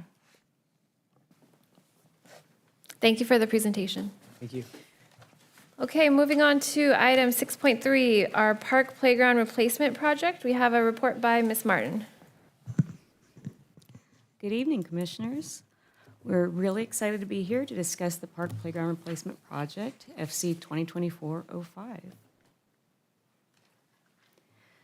Just a little bit about this project. These 4 playgrounds were selected as part of a process. In 2020, we did park assessments through all of our parks to identify equipment that needed to be replaced. And these are kind of bringing up the tail end of the majority of the parks that had aged equipment. The project's fully funded by Measure X sales tax. We're looking to replace the equipment at 4 parks, Manglar, Butterfield, River Road, and Brentwood. What we're presenting to you tonight is some theme designs that incorporate a variety of challenge levels as well as shade, because we know that's a very popular feature for our residents. We're presenting 2 options for each park. Today's ask, we'd like you to go through these options with us. We'll go through 1 park at a time, and hopefully we can discern from your opinion which one you prefer so that we can move forward with this. Part of the reason why we brought this to you to this commission meeting as well is that the manufacturer for these playground equipment is offering a grant program. And it's a significant discount if we're able to apply and obtain that grant. So we'd like to get some selections so we can move forward with that grant process. The first park that we're looking at is Manglar Park. It's a mining-themed playground, which we're going to present to you. And if you need to see a second look at any of these, please, by all means, let me know, and we'll go back and I'll answer any questions that you have as well. The first option here contains some highlights. We have some tree stump net climbers. We have a treetop spinner. There's a runaway mine cart, which is very exciting. And we have 6 shaded swings over on the right-hand side of your screen. And this second sheet kind of shows a little bit different views. The lower right-hand corner has the mining cart. It's an inclusive feature, so I thought I was really happy to see that incorporated. We have a variety of swings that are underneath the shade feature. There's a play structure with a nice little slide, and of course those rope kind of climbers and spinner that for older kids. That would be option 1. Option 2 has also a large net climber structure instead of the traditional type of play structure that we're used to seeing. There's a windmill, which is very cool. We have some built-in hills that are, you can see towards the back of this slide, where they're built into the surfacing to kind of provide a different challenge for playground participants. And of course, we still have 6 shaded swings in this particular design as well. And this is just some different viewpoints from the slides from the different playground angles. With that, I'd like to kind of pause, I guess, and maybe get some feedback from you guys if there's one option that you have questions on, or one option that you would, that looking at these that you'd like to review or to choose. Yeah, I think that's a good idea if we go one by one and just identify which option we go with. Yeah. So we'll do a quick round robin and go through if that's okay with everyone. Commissioner Olson? Sure. Thank you. All of these are very exciting. Real quick, I'm option one on Angular Park, mostly because in this scenario, we've got Ontario Park less than like a quarter mile away that has a big net type climbing structure that's prominently featured in option two. So that's why option one. And also question, is it possible to get those little hill things from option two into option one, or, because that would be cool. What we can do I understand, hopefully we provide you guys with some really competitive options, and so if we're able to, we'll definitely try to incorporate those things in. Commissioner McBride? Yeah, I think agree with Commissioner Olson, and I know just from when my kids were younger and my neighbors' kids, they do like to climb on things. I think I'm partial to option one. And forgive me if I'm not seeing this right, but if I'm looking at the picture in the bottom left of option one, it looks like near the climbing structure, there are a couple of hills also built into that, if I'm looking at that lower left picture correctly. I'm not sure that there is, but I won't say that there's not. But we can definitely make sure that we include something in. Yeah, okay. Just the angle, I guess I'm looking at to the left of the person in the red, seems like that's got an elevation, but yeah, I'm option one. Thank you. Commissioner Munoz? Yes, thank you. I have the same questions on all the options. And I'm sure the answer is yes for most of the questions. Are these all IPMA approved? Yes. And we're all rubber Rubber surfacing? surfacing throughout. And I think on this one here, option one, I'm leaning towards option one. But I like the idea of more shade, especially around the seating areas. Bench seating, maybe I have some trees or something around that to kind of, that's We not will part. augment with trees. When, I know Mangular does have some nice established trees in some areas, Right. but like with the other parks that we've recently done, we can definitely add some more established trees as well to add shading. And on this one here, we seem to have only one play structure per se. Does it offer 2 to 12-year-old kids there? Correct. The play structure in option two, you have the rope climber, which is definitely for the older kids, but then you have that small train kind of structure on option two. And then the play value of all the ground level components versus all the raised components that's in place. Yes. And then I'm guessing that, I've been there before because we used to live around the corner from Angular Park, but I'm guessing this is a larger footprint? Yes. Okay.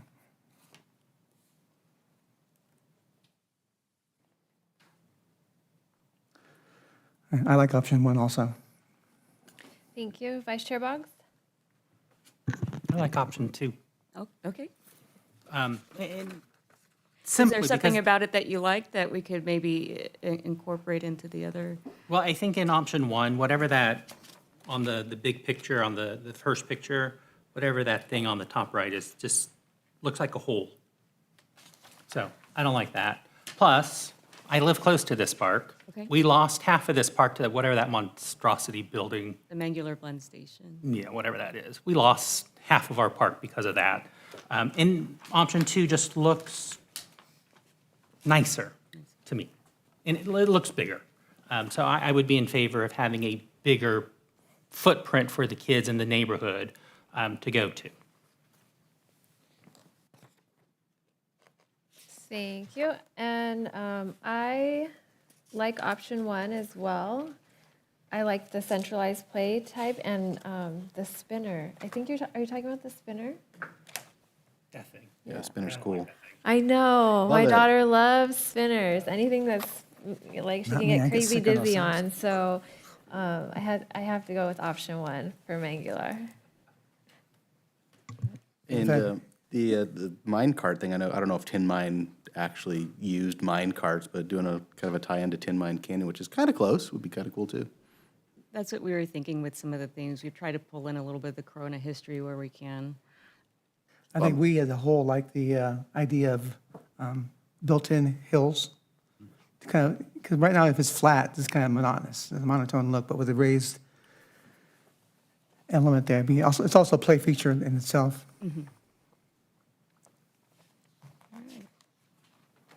Thank you, and let's move on to, oops, I went the wrong way.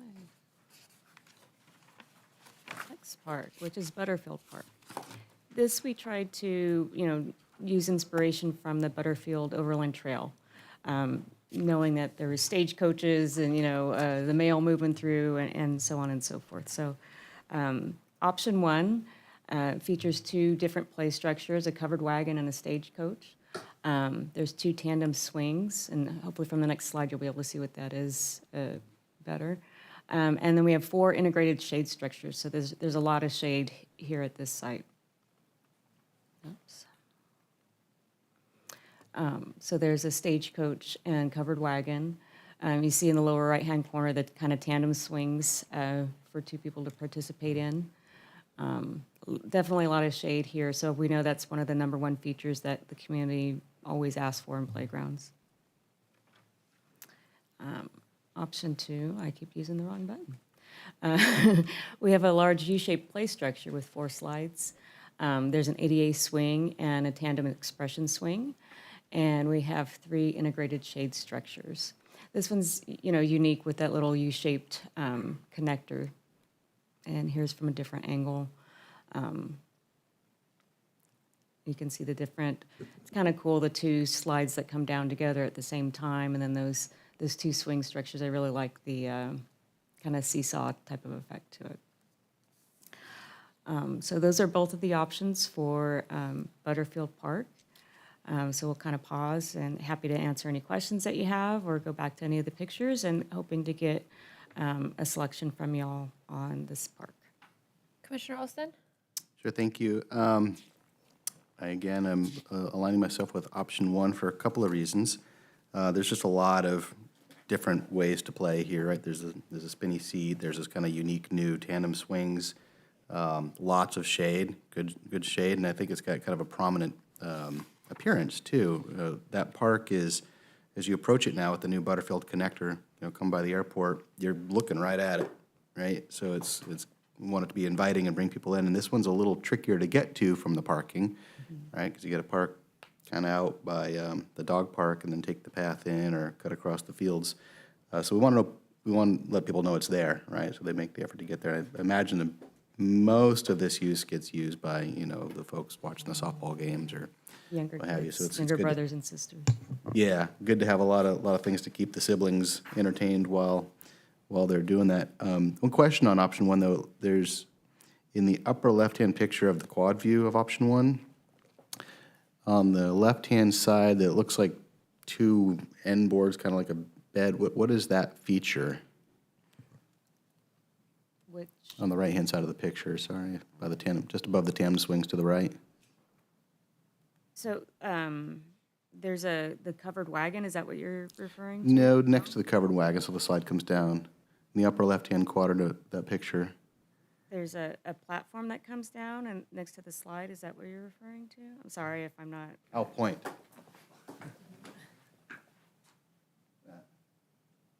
Those look like, there's play panels. Up to the right of the swing, there's some, just some play panels. Oh, that are okay, themselves. okay. I do like the donkey in option 2. So if we could bring the donkey from option 2 to option 1, that'd be terrific. Benches, there's only 1 bench at Butterfield Park today. Is that something that we'd be looking to add? And We could definitely add benches as part of this. awesome, yeah, that's kind of a recurring theme. Mangular has 3 benches currently, and I hope they stay, but Yes. all the other ones seem a little light on seating for the caregivers. Thank you. Commissioner McBride? Yeah, I'm partial. I like the donkey as well, but I got a question. I'm looking at the tandem swings in option 1, and I'm looking that in option 2, it looks like we have a swing maybe for a younger single. Correct. Is there a way we can incorporate that? Absolutely. I'm partial option 1 because I think my kids would have killed each other in that split slide, but I'd like to see option 1 personally with the younger swing. So for a younger child that doesn't need a tandem person with them, I think it might be a little more beneficial for a parent just pushing their kid on their own. And a little nostalgia there with my dad. But yeah, I'm option 1 with that one caveat of maybe replacing the swing and the donkey. Wow. Commissioner Munoz? Easy sell on donkeys. Option one for me also, but with the idea that we have some more thought behind the colors of the material. Okay. Seems pretty boring. And then more thought about the surface logos. They're kind of just tossed out there for keepsake. And then some more random thought about less random thought and more pronounced thought on that. We need benches, obviously. I mean, we have an expanded area play. We'll demand the expanded area benches for people to sit and watch their kids play, or kids watch their parents play. And then with the shade around that too. Also, I think we need a walkway just to make it totally ADA accessible. We're working on some ADA improvements. We have our year 5, I believe this is part of year 5, and it will address some of those. Good. And probably on all these too, trash cans around that, would be in line, maybe a drinking fountain. But I do like this one better just because it has more playability, more activity going on from the ground level, from the elevated play spaces. Also, you split the 2 to 5 and 5 to 12-year-old kids, different areas of the play area. I think that's kind of nice. And I vote again for number 1. Thank you. Thank Vice you. Chair Boggs? Option 1 for me on this one. I do have a question though on option 2. It has the ADA swing. Do we have any ADA components for option 1? Option 1, aside from having some ground level elements, with the panels or music equipment, no, but we can add in, the swing. That would be more of an option for inclusive activity. Okay. And then also in option 2, I think this is just the ground covering. The RR, did we mean railroad? I mean, Yes. the stagecoach isn't a railroad. Correct. So option 1. Option 1, okay. Okay, well, I was gonna say option 2. I was really enjoying I the liked U option shape. 2 as well, so the that's U okay. shape is nice, but also because of the ADA swing. So if that's something that option 1 can still see, I think that would be Yes, we can add an ADA swing instead of. Okay, great. Thank you. Move on to River Road Park. So this one is very interesting, and I apologize because it's going to be a lot. There's actually 2 separate playgrounds there, one for the 2 to 5-year-olds and one for 5 to 12-year-olds. This is just kind of a nature theme. Of course, with River Road, there's the windmill that's there and the river, and we want to kind of take those elements and put them in with the playground. So for option 1, for the 5 to 12-year-old area, we have a very large timber tower for older kids. This playground also features a windmill, cattail spinners, and frog to kind of add to that river theme or element. And there's both integrated and freestanding shade structures because, again, we understand how important shade is to those that come to play. For the option 1, the 2 to 5-year-old play area, you can see there's a couple of different structures that are connected.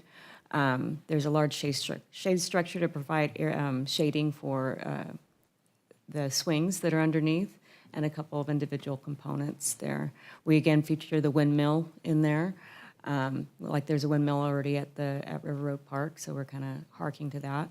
And then these slides are a little bit different. They're a nest slide, but what that is, it's more of a inclusive type feature, so you can have multiple people swing in, similar to what we have at Lincoln Park. And this is the 5 to 12-year-old play area.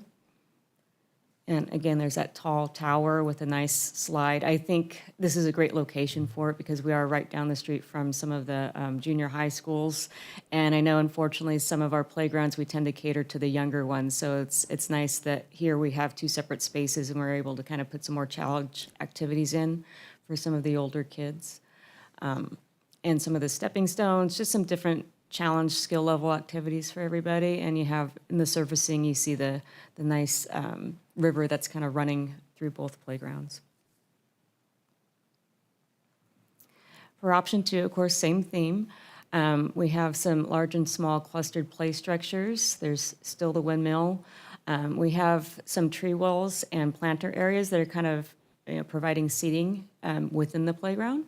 And there's 7 different swings scattered throughout the playground.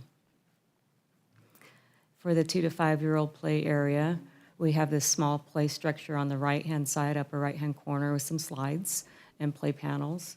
In the lower left-hand corner, you can see we incorporated a planter like seating area in the playground itself for onlookers, and the windmill. And the 5 to 12-year-old play area. It's still a pretty large structure, not quite as large as the one in option number 1. We're incorporating some benches into the playground as well. You have the swings, which in the lower right-hand corner, which can be switched out with any type of swings that we'd like. And I think there's no, that's not. And in the lower left-hand side, it's just a different angle of some of the different slides from that tower. And with that, please let us know which you prefer. If you have any questions or anything that I could try to help answer, happy to do that. Commissioner Olson? Thank you. I like this part. It's cool. It's different. I am, once again, drawn to option 1. Here's why. I like the prominent feature. I think it's cool looking, and it's interesting, and it's unique amongst our parks. I like the natural rocks. I think that's cool. I like the cattail spinners, lots of different ways to engage and play in this park. The only concern I have about that structure is the sightlines as a parent. It's like you can't really see where your kid is inside that structure. Seems a little opaque. So I don't know if there's just anything that the vendor can do about that, or if that's just the way it is. Got some of the timbers with different panels that are more, visible. Yeah, it just looks like a hideaway up there, and it might freak out. Where's my kid? Oh, they're up there in the hidden pod up there. On the tot lot, or the smaller playground, I like that inclusive swing. We do have a very similar one in the larger playground, I think, as shown in option 1. I don't know if it's a benefit or a burden to parents to put in a specific toddler type swing, because you'll be pushing your toddler there for an hour, as I was. But when there's the really little ones, they're not going to be able to sit up in that inclusive swing. So I don't know if there's a way to add that in somewhere in the park plan. And I really like the tree well and the bench. I use it all the time up Sierra Bella Park. I sit on it all the time. It's great.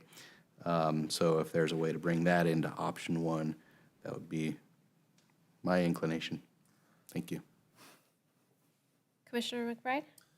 Yeah, I'm having a little terror here. Can you help me out? The option 1, I see a shade sail over that spot with the swing.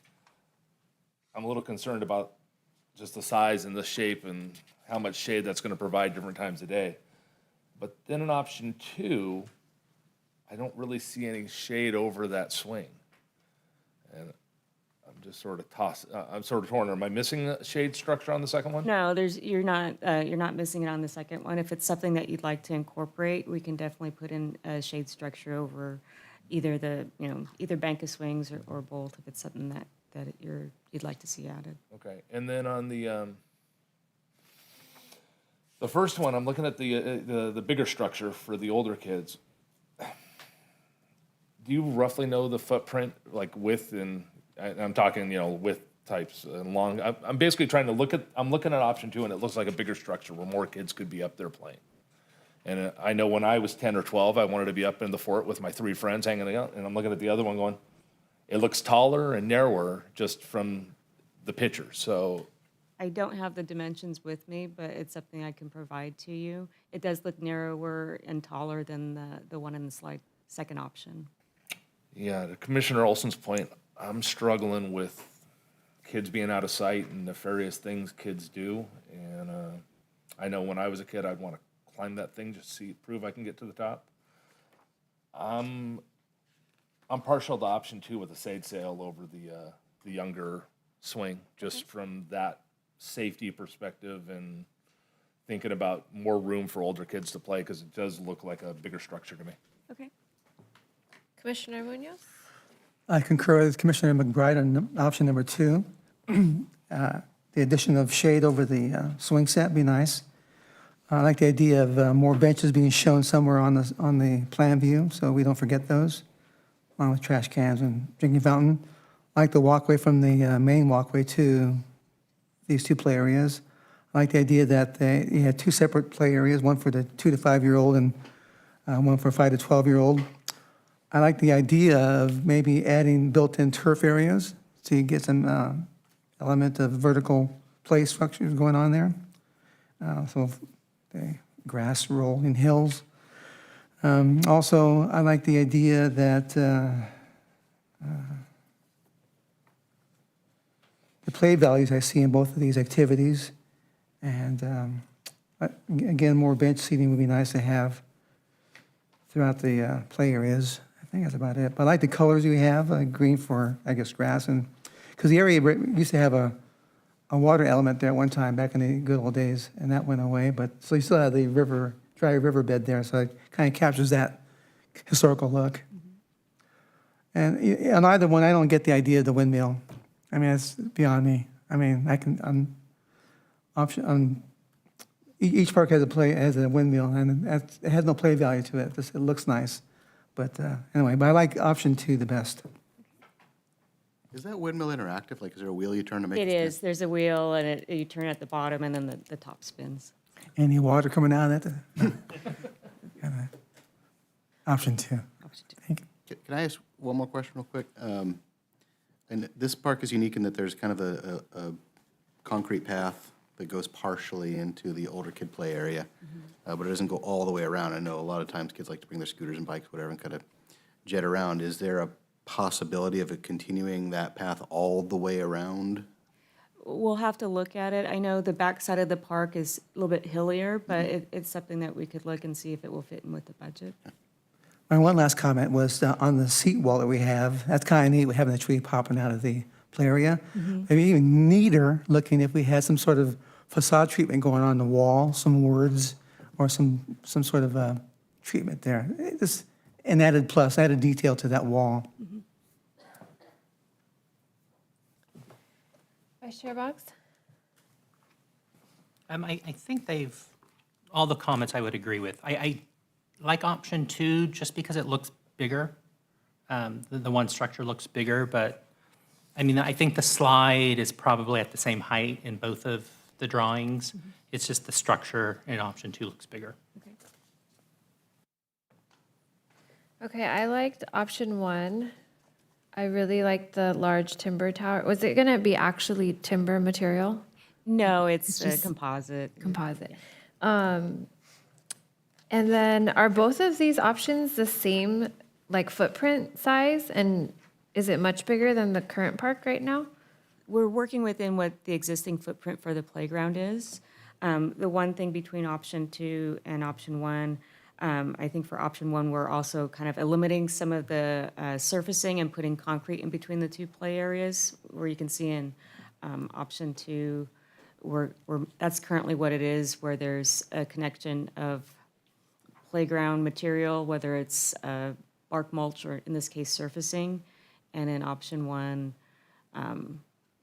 we're taking out some of that and putting in a concrete sidewalk in that area. Gotcha.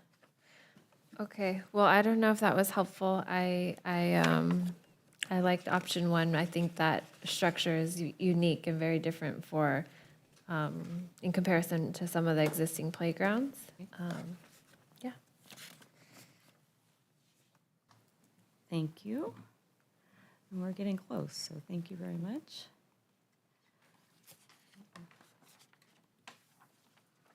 Brentwood Park. So this is the last one. This one, we kind of went off the rails, so it's not really, related to any Corona history necessarily, but it is hopefully related to fun, and that's what the playgrounds are all about.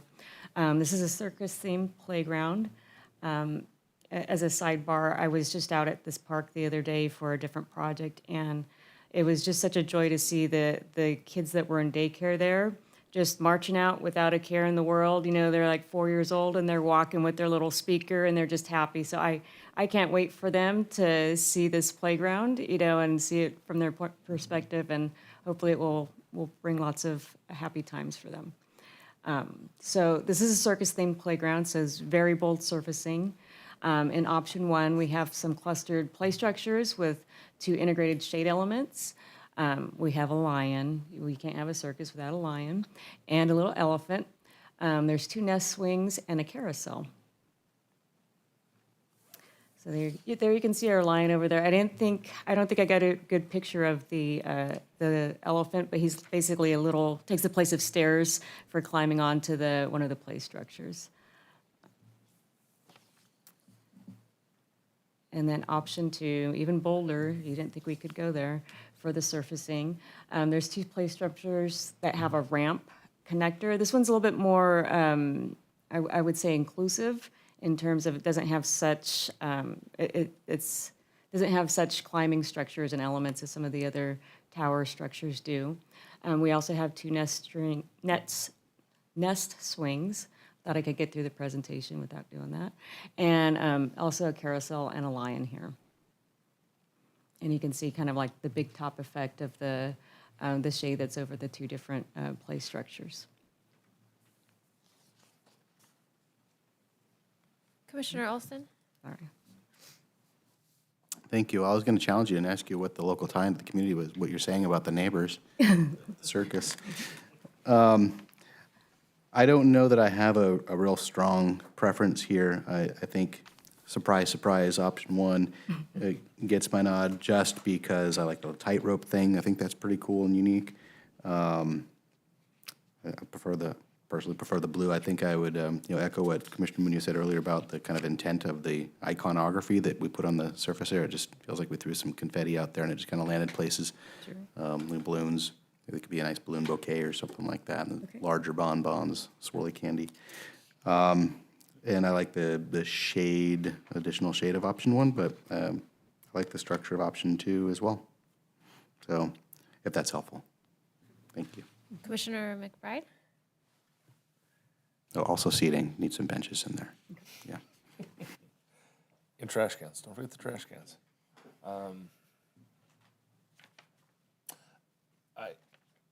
I saw it, I just thought of the circus, so I do feel you accomplished that piece. I'm sort of looking back and forth and going, No donkeys. I like the lion. I think for me, my choice would be the one that's more inclusive, that more kids could use. So I think you mentioned that's option 2. Correct. And I think that would be an important part. The only thing I think is really missing, again, if I have those swings like that for young children, a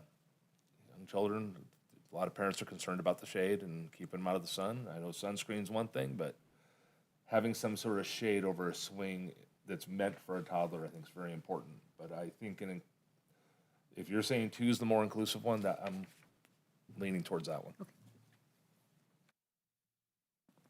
Commissioner Munoz? Yes, favoring option number 2, same reasons as Mr. McBride. Option 1 was it just hit me too overwhelming. The colors overwhelmed me. I lived in the area for 14 years, and I saw what they had, and I see what they will have. I agree with you totally. I mean, I see the kids marching down there with their having fun. But I favor option 2 just because of the colors. As Mr. Olson pointed out, the images need to be thought about a little bit more. I don't get the little spinning things they have in the play areas. Circuses, I guess, must be the spinners that you have on your, I don't know. Pinwheel. It'd be nice really to have an integrated, I know it's going to cost more money, but the actual lions and elephants integrated into the actual play pieces themselves as part of the posts. And if we could think about that. And they make those faux structures anyway as part of their overall structures. That may happen here, who knows. But kind of nice to have more of those integrated so the kids can play on those and ride on the elephant and ride on the lions is kind of nice too, or even step down the lion and be part of that place. It becomes a play piece. That's, what else? But I'm favoring option number 2. Thank you. Vice Chair Boggs? Thank you. I don't like the bold colors in either. I think it's a bit much. If I had to pick one, I like the colors in option 1 better. But I agree with Commissioner McBride. I like the inclusivity of option 2, as long as there's just no clowns. Okay. No clowns. We didn't have Either any one. clowns. They scare me as well. So that's- I like option 2. I love the color. I think it's bold and fun. So yeah, I like the connected structure. That is the layout in option 2. The red spinny, I don't know what that's called. the carousel. The carousel, yes. And then is that like an actual, in the option 2 that has the 4 pictures on the top left picture? Is that something that, the strength test? You mean the? Yeah. It doesn't actually work. It's more for For the aesthetic play. of it? Exactly. Yeah. Oh, that's fun. There's a ticket booth, I believe, for one of the play panels. So some of Yeah. those little details. I can see a lot of imagination going Exactly. there. So, yeah, thank you. Thank you very much. So our project timeline right now is, now that we have some preliminary designs, we're hoping to finalize the design with the feedback that we received from you all. So thank you very much for that. We'll apply for the grant here before our October 17th deadline. Fingers crossed we'll be able to utilize that and get more bang for our buck. And then what we will be doing is looking at procuring the equipment and finalizing our construction documents so we can take everything out to bid at the end of this year to early next year. And we'll proceed with construction after that. So that's all I have. Thank you very much. I very much appreciate it. Okay, we do need to take a vote. Do you think you could just read back to us what you have for each that we would be making a motion on? Absolutely. Let me see if I got it right here. So for Manglar Park, the consensus was option 1. For Butterfield Park, the consensus was also option 1. River Road Park, the consensus was option 2. And for Brentwood Park, the consensus was option 2. Okay, thank you. And do we have a motion? I'm happy to make a motion, but can I clarify one thing? You said option for Manglar was option 1. Correct. Butterfield was option 1. River Road, option 2. Brentwood, option 2. Correct. Okay. I move that we accept option 1 for Manglar, option 1 for Butterfield, option 2 for River Road, option 2 for Brentwood Park. Do we have a second? I second it. Okay, thank you. A motion was made by Vice Chair Boggs and second by Commissioner Munoz. Let us take a vote.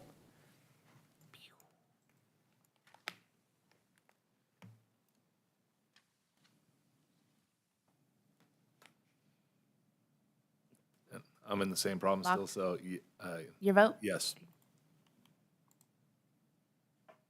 The motion passes 5-0. Thank you all. Okay, item 6.3, Griffin Park Phase 2 improvements. We have a report by Mr. Cortez.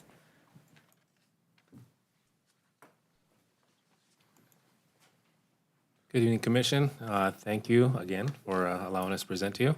I am joined this evening by Edgar Rodriguez, our Public Works Project Manager, who is overseeing this project with Community Services.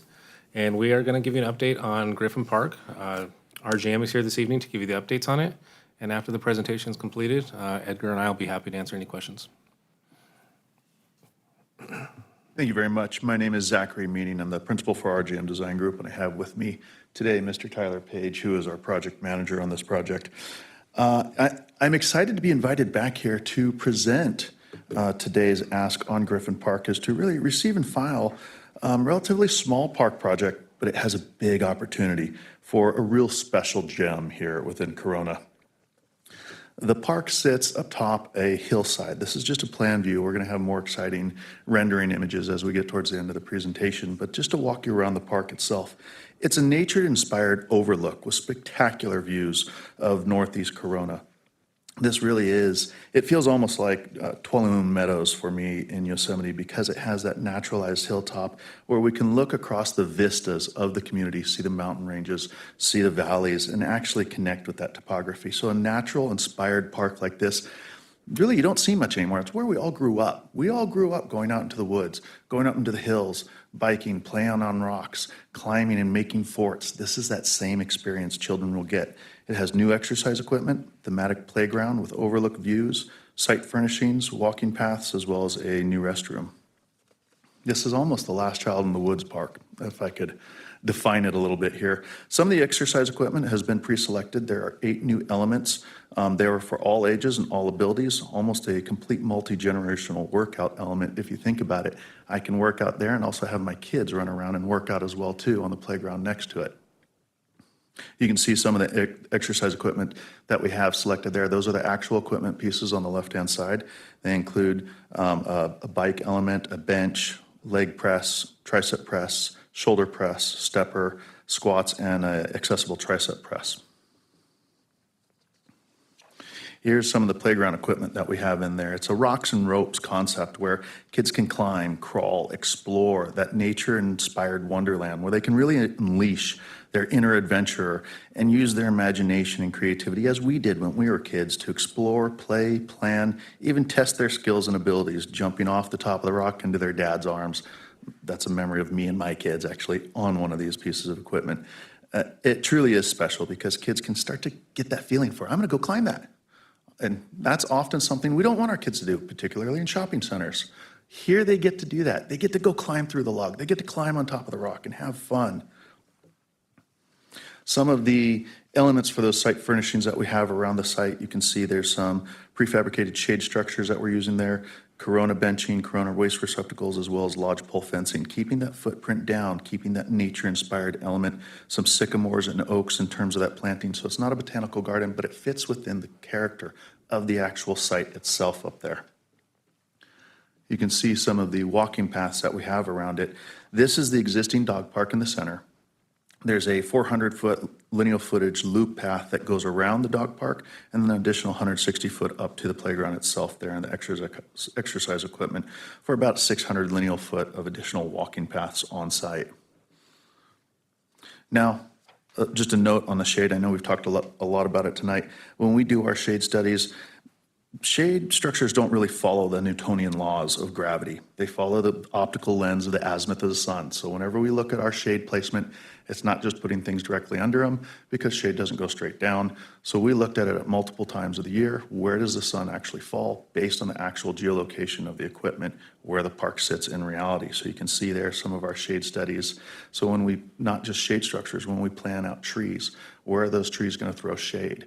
Will they throw shade? What type of trees are they? Are they going to drop their leaves during winter so that way we can get some sun on some areas as well too? You want to balance all of that. So we do a little bit of a kind of extensive shade study on it as we go through. We look at where that shade falls. So that drives the placement of the equipment, drives the placement of some of the trees, as well as the shade structures themselves. And here's some of those exciting rendering views that I talked about earlier. Those renderings where we can see what this will actually look at. You can see some of the equipment there and with the shade in there. Low ground cover material, some irrigated hydroseed across the site, stabilized DG, and mulch, keeping that natural themed environment up there on top of the hill. And again, here's some more views. You can see seating areas, being able to see the kids play and run while you're exercising, and then maybe have another kid walking the dog down at the dog park. So we have a multiple experience park up here that we can really start to see and have the community enjoy. A lot of those rocks that you see on the left-hand side there, we can actually harvest from on site, utilizing some of the natural landscapes to get extra bench material out there. We also have benches and ADA seating, but we can have some of that naturalized element too, where we can sit next to the playground within the element of kids playing so that you're connected, you're joined with the kids themselves too, as they're running around climbing, saying, "Mommy, Mommy, come get me. I'm gonna jump off this rock." And then you just kind of run over and do it because you know they're not waiting. And then here's an overview of the park itself too. You can see the existing dog park in the background there, but in the foreground you can see some of those rocks and ropes elements, the shade structures, new plant material, DG, as well as the walking paths around. The timing that we have for this, complete design and construction documents is anticipated by the end of the year here. We're going to put a big bow on it, and then we're going to hopefully go out to bid the project end of the year, beginning of 2026, and then award and begin construction drawing spring, summer 2026 on that. We're here for any questions. I believe, Moses, you going to take it over?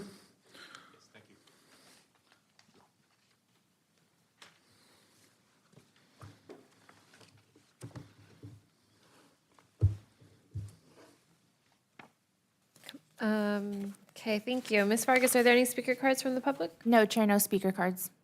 And are there any written comments from the public? No written comments, Chair. Thank you. Commissioner Olson, do you have any questions or comments? I do, thank you. Thank you for that presentation. I like the storytelling. It was good. Really put us into the place. Imagining our kids play with it. I think this is, we know Griffin Park is a super unique place. And this respects that sense of place with the natural boulders and things that exist up there. And I'm super stoked about the different kind of play structure up there. You know, when you go to the California Adventure and there's the Redwood Creek Challenge Trail there, it's very similar, right? Just kind of interacting with kind of natural elements, which is super cool. I like that. So really just questions. So there's a concrete path up to the dog park currently, but every new path will be DG, yeah? Okay. Stabilized DG and no concerns with, ADAing down to the exercise equipment. So yeah, so right now, phase one did include sidewalk improvements, actually from the street up to the park. And everything past that will be decomposed granite. Okay. Let's see, I did have a note here. I noticed, kind of snuck in a new bathroom? Yeah, so we did want to put a restroom. It wasn't available in phase one, but we did want to put a restroom in, and the elevation of it kind of fits in with, like you mentioned, the outdoorsy. It's kind of looks log cabin-y. It is concrete. It's a precast restroom building, but it does kind of fit that shake shingle type look. And it'll be placed actually as you drive up if you're driving up the driveway, on the right-hand side, there is a set of parking stalls there. We're going to place it there. It does provide access from the amenities, but also keeps it tucked away from the street, so the residents aren't going to, first thing you do is see is a restroom. It'll also allow us to get infrastructure up there without getting all the way up. The site is relatively all rock, so trying to get sewer and utilities up there, trying to find a happy medium with that. Yeah, it's gonna be my question is, correct me if I'm wrong, but if I am, enjoying the park, I park up at the top, I make my way up to the exercise equipment, I gotta go to the bathroom. I gotta zigzag my way back, all the way back down to the parking lot, and then go all the way back down around to the restroom. There's no access down that banking, right? On the bank, we did talk about, and it's something we're still working with RGM on, is on putting in a set of stairs. That would, obviously, if you do need to use the ramp for ADA purposes, you would need to come back down that ramp. But if you are at the dog park here at the playground, you just need to run to the restroom real quick, you could shoot down those stairs. Okay, so I noticed we have 2 ADA spaces up at the top already. And we have, what, is it 4, 5, 6? Something like that. It's no more than 6. Yeah, I think it's like 4 spots maybe. Yeah. Or converting some of those to ADA spots. Because we're putting the restroom there, we're required to put a couple there. Got it there, okay. But we're keeping the ADA spots up at the top too? Correct. And because of the site conditions, we can't put that restroom at the top, is that right? It would be really challenging to get the utilities that far up, yeah. Okay. I think obviously that would be the ideal situation if we could. It's a hike, like for no matter how you slice it, it's a hike. It's cool to get the restrooms, but it's like it's a ways. Let's see. Trees. It looks like a lot of the shade situation is relying on fairly mature trees. Or we could put in larger trees here. We're planting trees. I don't know. Do we spec out the size? So we did spec out the size, and what we'll be doing as we go through the construction documents and bidding, we do have some money left over within the budget. We're going to upsize some of those trees to the maximum capability within the budget allowance. Okay, yeah, it's pretty Spartan up there right now. There's no trees, just some shrubs. Okay, and Not sure what the viewscape looks like from that part of the park. I haven't really walked up there, but I'm assuming it's pretty cool. And maybe there's an opportunity to put some benches outward facing, right? Just kind of sit up there and enjoy the view. Whether that's benching or rocks to sit on or whatever, but that could be kind of neat too. It's kind of a neat place to just kind of go up there and contemplate. So, thank you.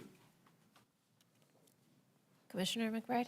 Yes, thank you. I want to make sure I understood that right. The ramp up to the area is DG or is it concrete? Ramp up to which, the Where new the area? exercise equipment is? That'll be decomposed granite. So it's 160 feet in decomposed granite. Is there a grade at all there? There will be some grading that takes place at the site, but there's a slight grade.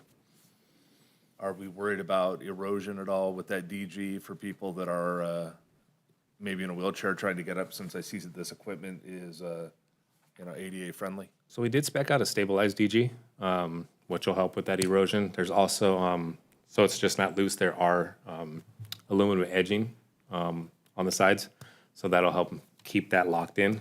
So I feel fairly confident that with the decomposed, we actually have some DG up there right now in the dog park, and that's coming up on probably 2 or 3 years old at least, and it's held up well. Okay. And then, if I'm counting this right, I've got 9 parking spots existing up at the top. I've got 5 down at the bottom, so I've got 14. Is that all the parking on the site? That is currently all the parking on the site, and kind of what we've seen right now with the parks when we do go up there and do maintenance, or the rangers make a run by. It's a lot of the neighborhood folks that are using the park, because that gate does close at once it does get dark, and people just go up there to walk. We're trying to keep some of that nefarious activity down, but it's a lot of the neighbors that are walking up there. Like you mentioned, for a view or to take the dog, go for the dog park.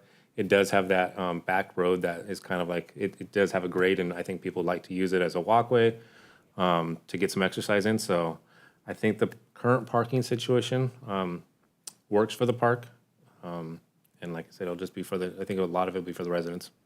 I think my only concern there would be if we're adding 8 pieces of exercise equipment, looking at the count, 14 parking spots plus the dog park, that could get very thin very quick, and it might be a different problem. Okay. And that's lack of use due to lack of parking. And we can definitely work with RJM on that and explore some future parking options. Otherwise, I agree with Commissioner Olson. I think looking at the renderings I saw and looked at the maps this morning, I think you're going to have some people that want to watch the sunset or have a nice evening view up there and let their kids play. So, look forward to what you guys come up with. Thank you. Commissioner Munoz? Yes, thank you. Zach, I thoroughly enjoy your presentations. You're a great landscape architect, and so I enjoy, every time I listen to you and talk to you, I learn something new about myself for me. A couple questions popped up. The colored area plan view is part of Phase 2. So is the restroom part of Phase 3 or Phase 2? And it's not colored at all. It'll be part of Phase 2, so it'll be part of this phase. Okay, it just seems to have lost me until Commissioner Olson brought it up that the restroom is in place, because it seems to be off to the side and not colored, and the words are so small, I know you can't really see the words, so good catch. It'd be nice to have, I see we have a new walkway that goes around the dog play areas, and it'd be nice to have some boulder outcroppings for seating areas to capture that sunset that goes to the west. And plus people can sit there and watch their dogs play in the play area. Not all people like to see their dogs, be with their dogs 100% of the time, so they like to observe them playing, and their kids can watch them play also. Somewhere we need to have some nice rock out boulder croppings for seating capabilities on that outside walkway. Thirdly, with DG paths, they tend to weather away with the rain and the onslaught of winds, especially in this area here. It'd be nice to have some concrete landings, especially at the turn points, that we have something always to grade to, and to finesse the DG to be with that. So the concrete landing would give you some strength there, I think, and some character in that walkway. And then lastly, let's see.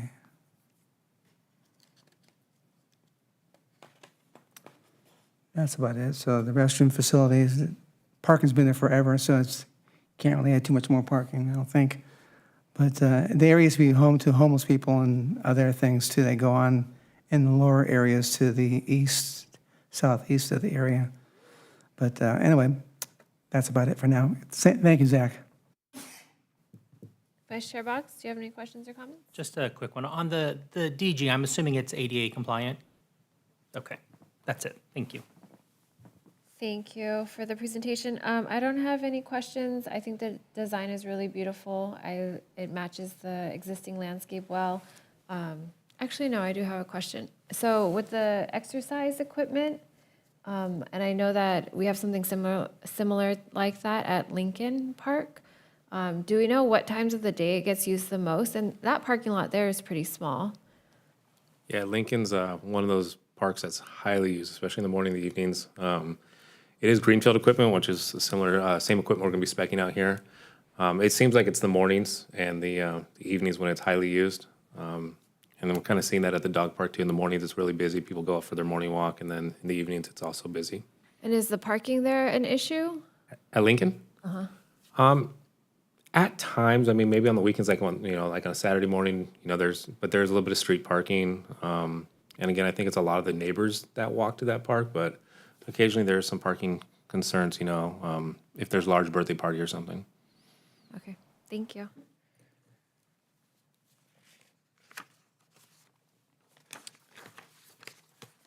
Okay, item number 7, commission member reports and comments. Commissioner Olson, do you have any closing comments for us? I don't want them all talked out tonight.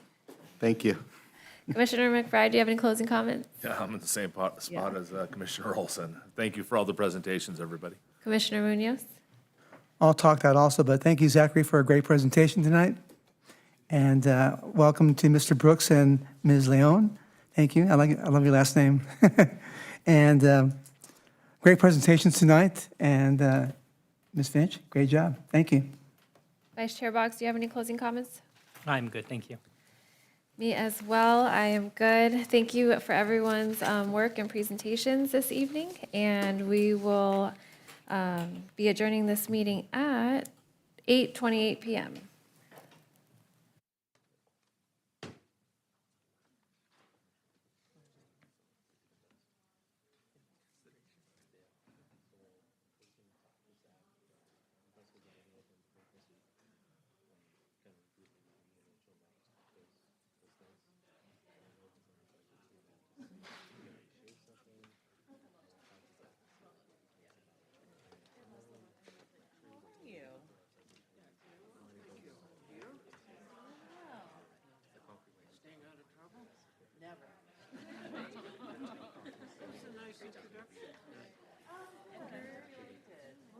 Yeah, I know.